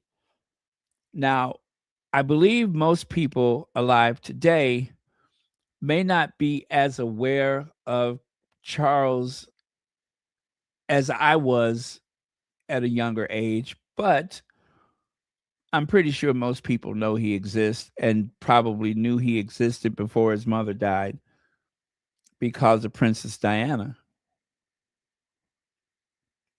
Princess Diana was the only reason why I knew his entire Christian name.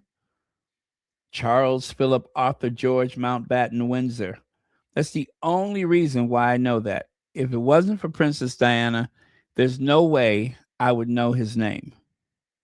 I would just know Prince Charles. I wouldn't know his entire name. But again, that says more about Diana than it does about him. By the way, I like that photo of Harry and Meghan. One of the squaddies made an AI pic.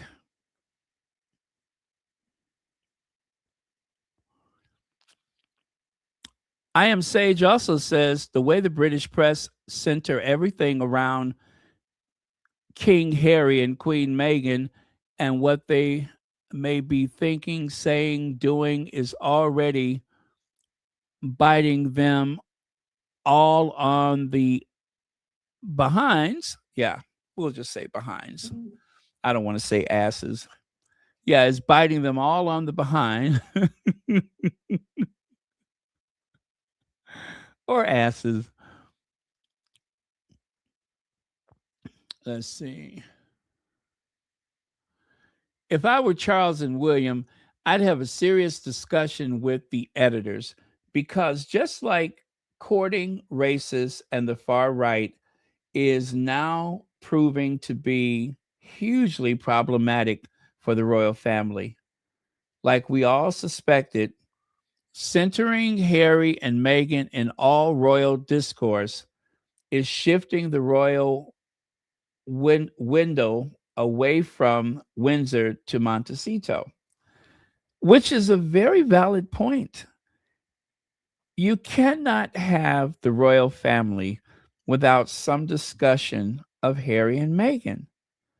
Even when you don't inject their names into the conversation, it's still about them. If you keep presenting everything as an alternative to what? Right? An alternative to fill in the blank. And everything the royals do is an alternative to Harry and Meghan. Harry and Meghan are not making these comparisons.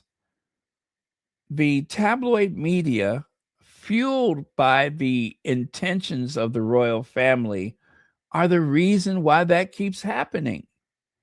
Just tell them to stop.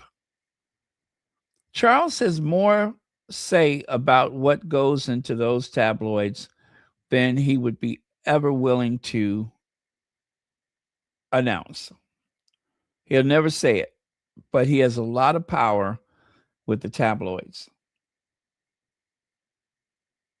Call off your dogs. Otherwise, Charles' funeral is going to be about Harry and Meghan. William's coronation will be about Harry and Meghan. The Queen's funeral was about what? Harry and Meghan. Through no fault of their own, they were the feature. And this doesn't just happen. This is because of Kensington Palace and Clarence House. They're the ones that are setting that standard. And they're the only ones that can stop it if they want to.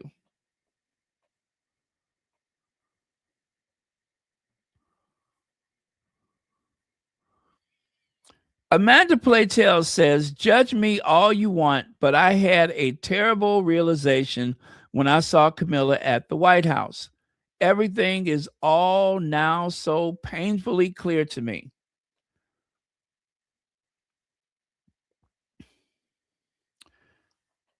There can be no doubt that King Charles' visit to the United States was a triumph. Well, I think that word is too strong, but it was successful. His funny and powerful speech to the U.S. Congress in Washington was a masterclass in diplomacy. And yet, wasn't something missing, dare I say glamour, usually involved in such an epic royal event? And can I be the only one who, while admiring 78-year-old Queen Camilla's stoicism, grew tired of her formulaic A-line granny dresses?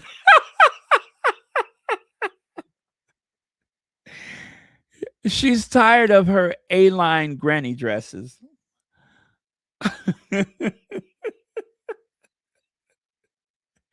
Even alongside millions of pounds worth of borrowed crown jewels. Watching Camilla, I remembered that in 1985 U.S. visit when Prince Charles and Princess Diana attended a ball with President Ronald Reagan and his wife Nancy. That was a night Diana danced with John Travolta.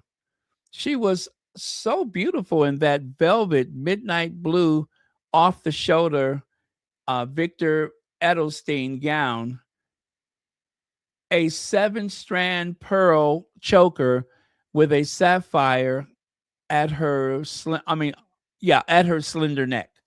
Many of my generation, Diana's generation, can't help but wonder what would have happened if the then Camilla Parker Bowles, a married mother of two, had not refused to let go of her prince.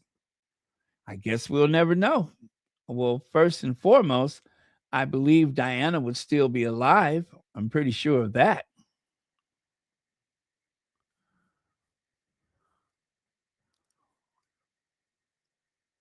Had she and Charles not divorced, Diana, of course, would be our queen.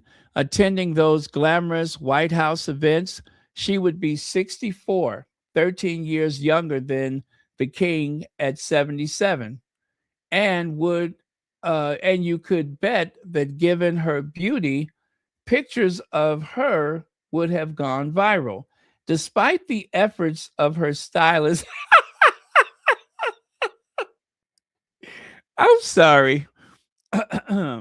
Despite the efforts of her stylist, Camilla hardly registered on this trip.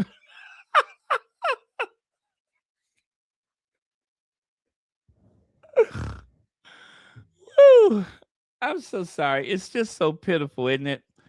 Despite her stylist's efforts, Camilla hardly registered on this trip.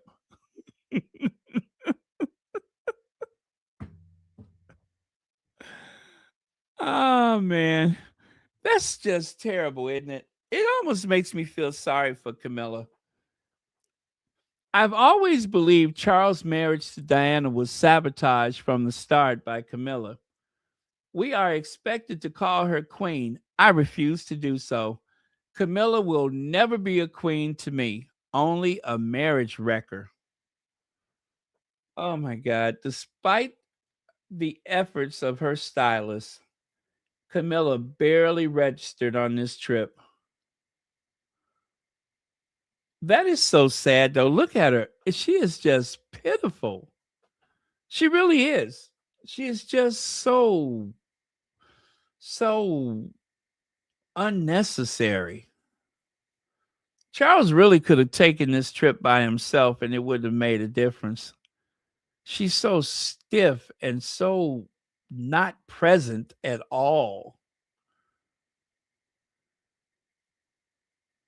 You know what I mean? Whatever you think about Queen Elizabeth's tours, it was Queen Elizabeth. You know, everybody's favorite grandma. But this wretched thing, you just don't have any emotional connection to her. If anything, she's absolutely loathsome. Who wants to bother? I mean, she's just creepy.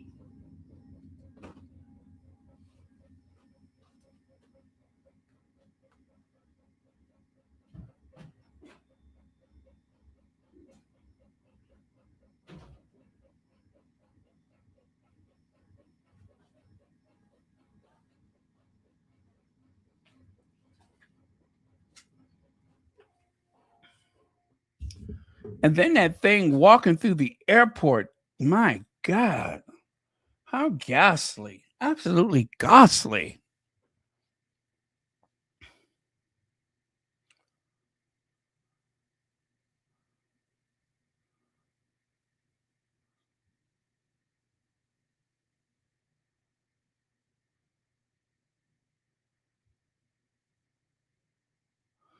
Oh, I've never heard that before.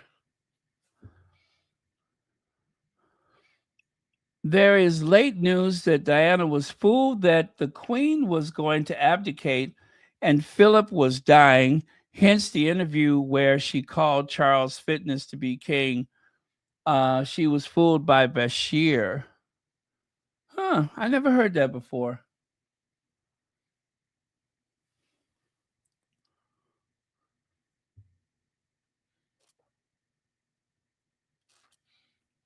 Okay. Amanda Playtell just realized that about Camilla. The rest of us saw it in the 80s. All right. Well, thank you very much. I agree with you. I agree. Yeah, Amanda Playtell is very late to the party.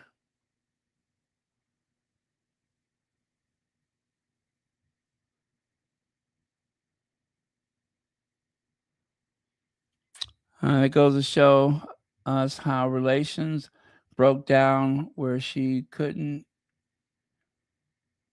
What was that? Check with anyone to see if it were true. Oh, yeah. Well, I mean, yeah, I get that, but I don't know.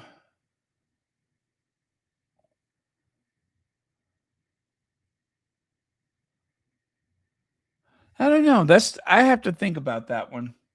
This is the first I've heard that.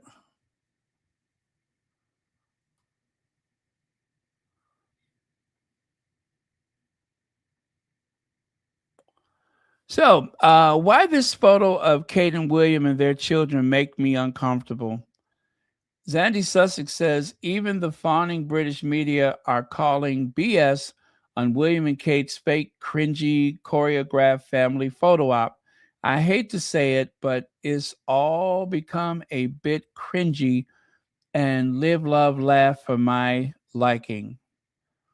The writer points out that presenting contrived professional pics and pretending they are organic holiday snaps is particularly dishonest. What's new? Have we forgotten the fake Mother's Day photo already? Of course, no British media article is complete without dragging Harry and Meghan's name in for clicks, as they always will. And yes, there was a part of that article that says we love Kate and William because they're not Harry and Meghan.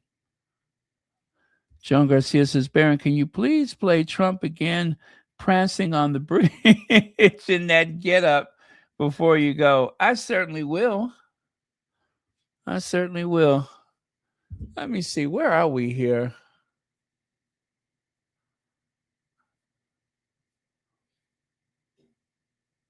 Oh, my goodness. I can't believe I got so much stuff today. All right.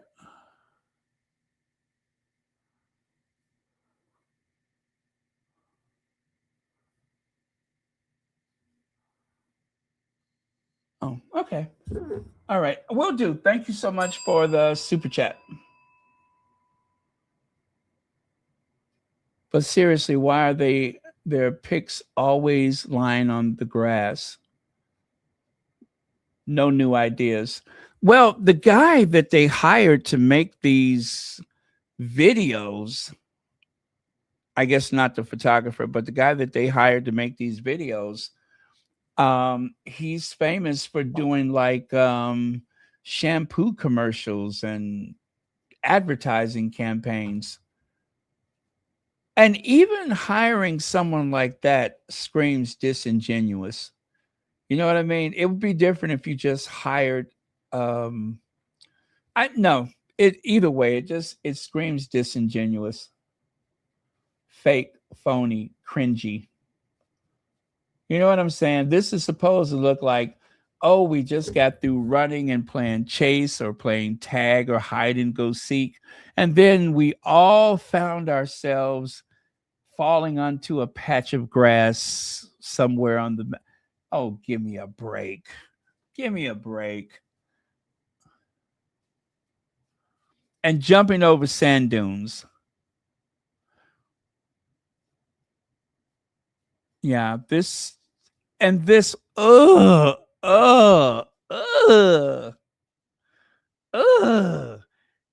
the little girl is like, Mommy, no. There's people watching. Y'all don't like each other anyway. Graham Smith says, national news broadcasters sharing photos of an 11-year-old girl is a bit odd. Leave her alone. Don't play William's PR game.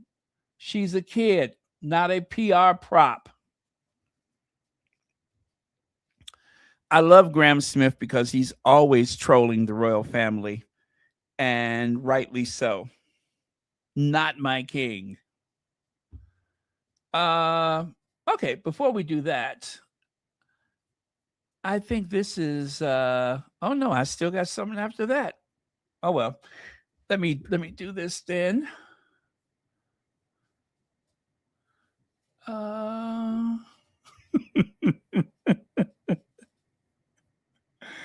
I'm glad to know that this is becoming a crowd favorite. Let's see. It is too funny, though.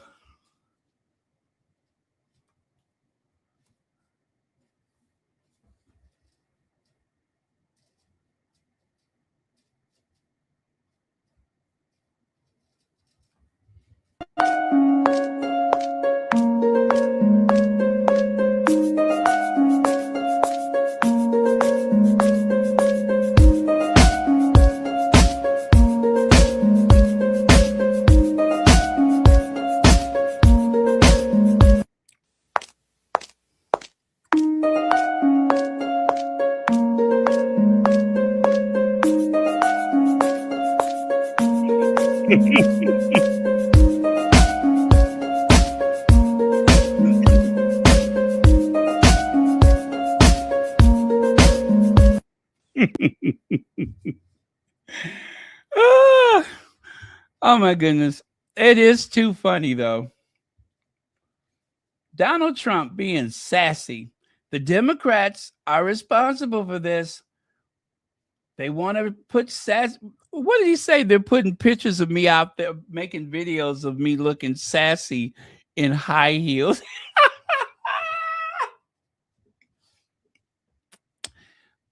They're putting videos out there of me looking sassy in high heels.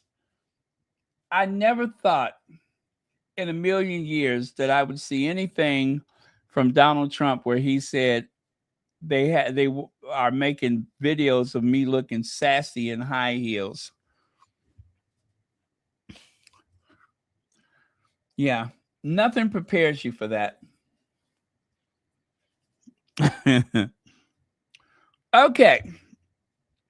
Thank you, Joan Garcia.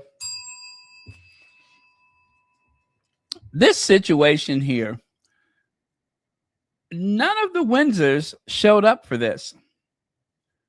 You have royals from all over the world and no Windsors. They snubbed the king. Now, I happen to have a close-up of the people in attendance. Just in case, I'll try to do this nice and fast. So,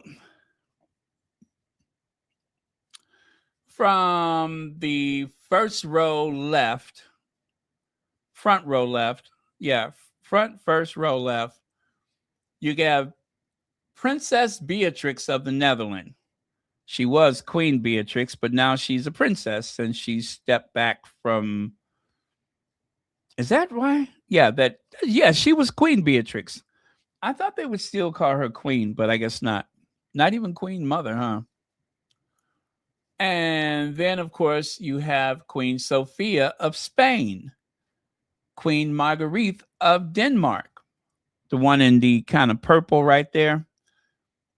And then, of course, taking the throne as the Queen Consort, you have in the floral dress there in the first row, that is Queen Mary of Denmark. And then you have King Frederick of Denmark. And then you have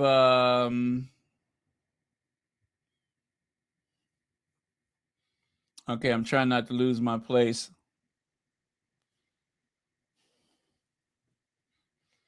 Okay, so we got Frederick. Oh, Lord, I done lost my place already.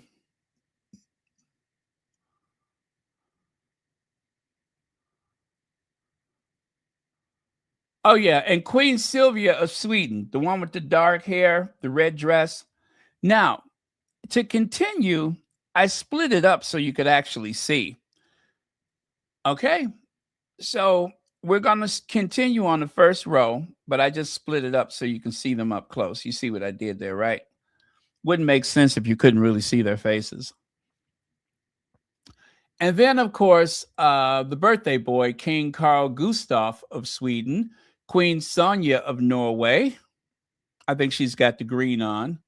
King Harold of Norway. And then in the orange dress, that is Queen Mathilde of Belgium, King Philippe of Belgium. And then there is Queen Queen Suthita of Thailand, King Rama X of Thailand. Are we good so far? All right. All right, let's get to that second row. We'll go left to right again. So, second row left, Franz von Bayern, the Duke of Bavaria, right? Second row, starting from the left.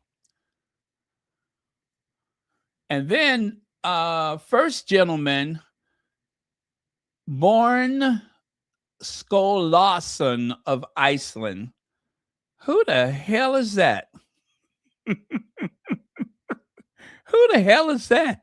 He's wearing a black sash. The hell is that? First Lady Suzanne Inez Stubb of Finland. You don't say. Tord. Tord. That sounds too much like turd. Tord Magnusson. Princess Christina of Sweden. Okay. And Crown Prince Haakon of Norway. And then, of course, Crown Princess Victoria of Sweden. She's wearing that navy blue dress. And then to continue, we go back to this picture. And there's that girl in the, I guess that's a lilac purple kind of color there.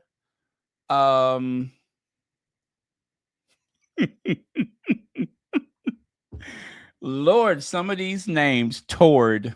T-O-R-D, Tord. Okay, so the young lady in the purple there, that is Crown Princess Victoria of Sweden. Wait, oh yeah, there's Crown Princess Victoria. Okay, I did that already. And then next to her would be Princess Estelle of Sweden, Crown Prince Daniel of Sweden, Benedict of Denmark, Grand Duke Guillaume of Luxembourg, Grand Duchess Stephanie. Okay. Of Luxembourg, Grand Duke Henri of Luxembourg, custodian of the Romanian crown, Margarita. Okay, if you say so. Ooh, these got some long titles. Grand Duke Henri of Luxembourg. Okay. And then Prince Radu of Romania. Crown Princess Catherine of Serbia and Crown Prince Alexander of Serbia. So that ends that second row. Now, third row, we're almost done. Third row. So from left to right again, Thomas Greenwald, the Duke of Bavaria's partner. Really? The Duke of Bavaria's partner. Oh, okay. Okay, so third row left. Oh, this is getting interesting, isn't it? Thomas Greenwald, the Duke of Bavaria's partner. All right, 3 snaps. You go, girl. Prince Herbertus of Saxe-Coburg-Gotha.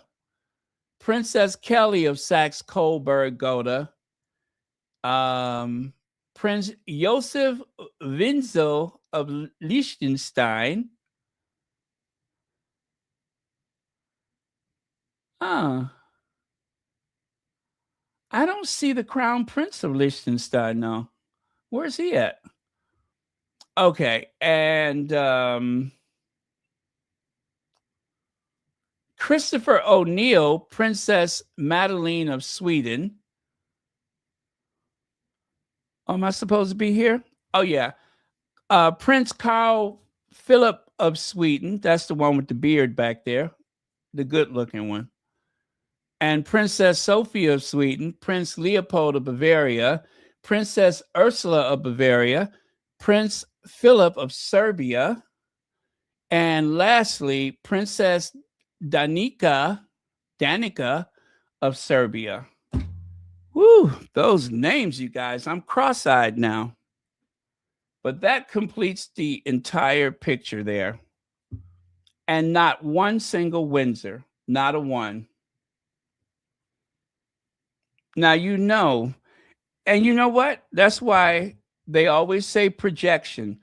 The way that they say that the Sussexes are not welcome, they're projecting, because it's the Windsors that are unnecessary and unneeded and unliked by most every royal household in Europe. I'm starting to see a pattern here. Anytime there's a big event on the continent or in for this one in Scandinavia, they are usually not present or not welcome. The only time that Will and Kate go someplace like going to Sweden or going to Denmark is when they want to bolster their image, when they want to demonstrate that they're so international. Otherwise, there's really no point to them. None whatsoever. They're not interested. They have nothing to say, and they're not about anything. It's a disgrace. Really, it is. Yellow day, hee hoo. Yellow day, tee hoo. Yellow lady, yellow lady. When you're rich, when your grandmother was Queen Elizabeth, when you're married to a buffoon, you ain't got nothing but time on your hands. You got so much time on your hands that you dress like it's Oktoberfest in the month of May. That's how much time she has on her hand. She is dressed like Oktoberfest in the month of May. Zara Tindall yodels in milkmaid outfit in surprising moment from Holiday with Mike Tyndall. You see what I mean? That's what rich people do. They sit around and think of some of the damnedest things. Well, what do you want to do this weekend? Well, I thought I'd dress up as a milkmaid and I'll yodel. Okay, is it all right if I come with you?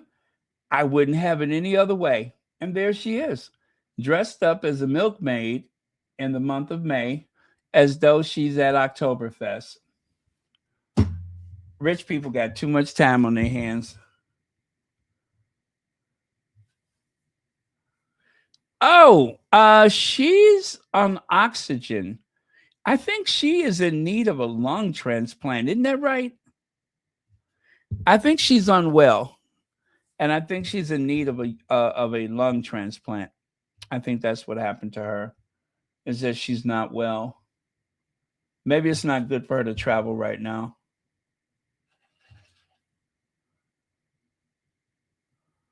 Yeah, I feel sorry for her. It's like her past. She could never escape her past. You know what I mean? I don't know that she's a bad person. So it's just unfortunate that she cannot escape her past. But it seems like every kind of weird thing or about her, or you know what I'm saying? She just can't seem to escape that. It's unfortunate. Okay, Gladys at the airport. And I think I'm just about done now. Gladys at the airport. We'll look at that video one more time where she is trundling through the Dulles airport, not to be confused with Dallas, Dulles.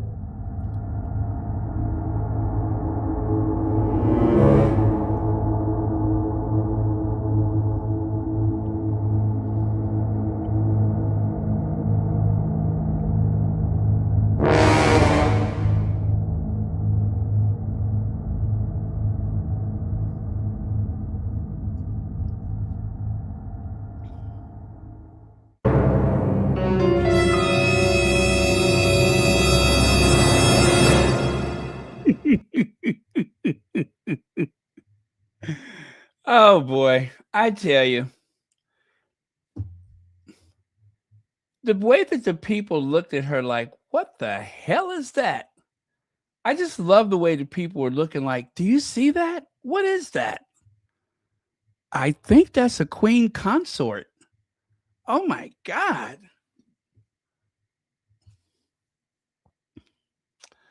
Well, leave it to the Sussex squad.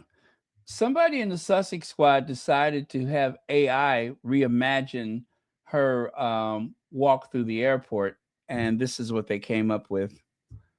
I don't know how you create this using AI, but I thought it was funny.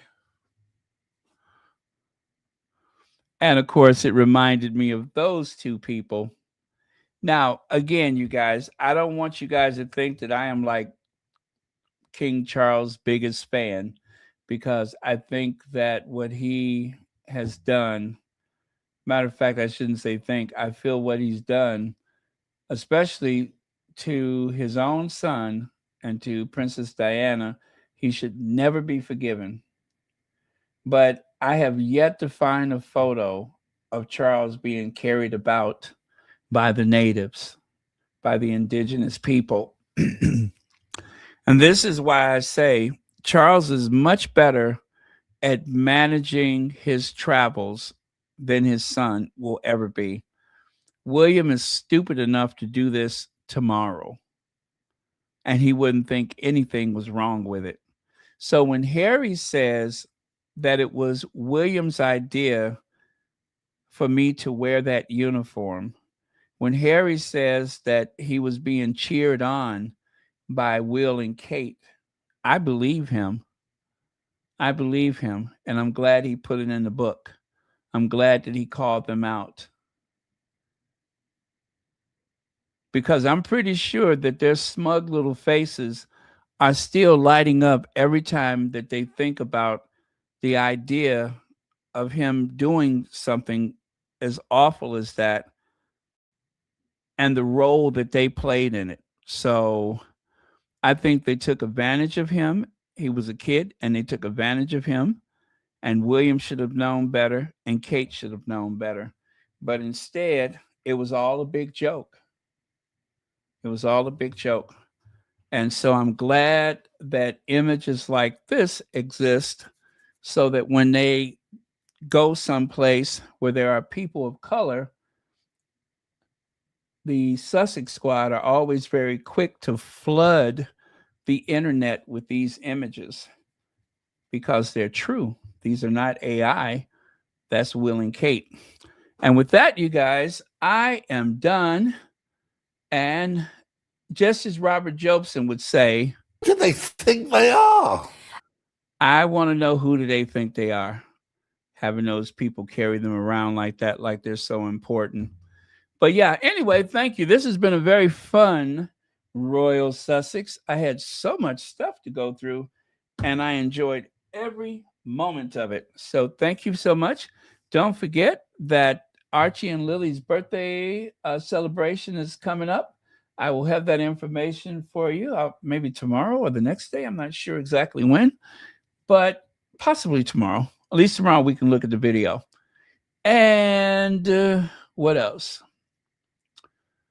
Don't forget the t-shirts. The Mama t-shirts are available.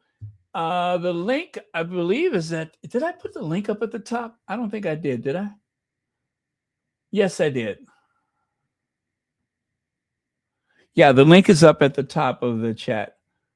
Or is it at the bottom of the chat? I don't think they put it up top anymore. It's at the bottom. Well, anyway, there's the link. And so if you're interested in one of those shirts, part of the money, of course, goes for the donation to what I said earlier. And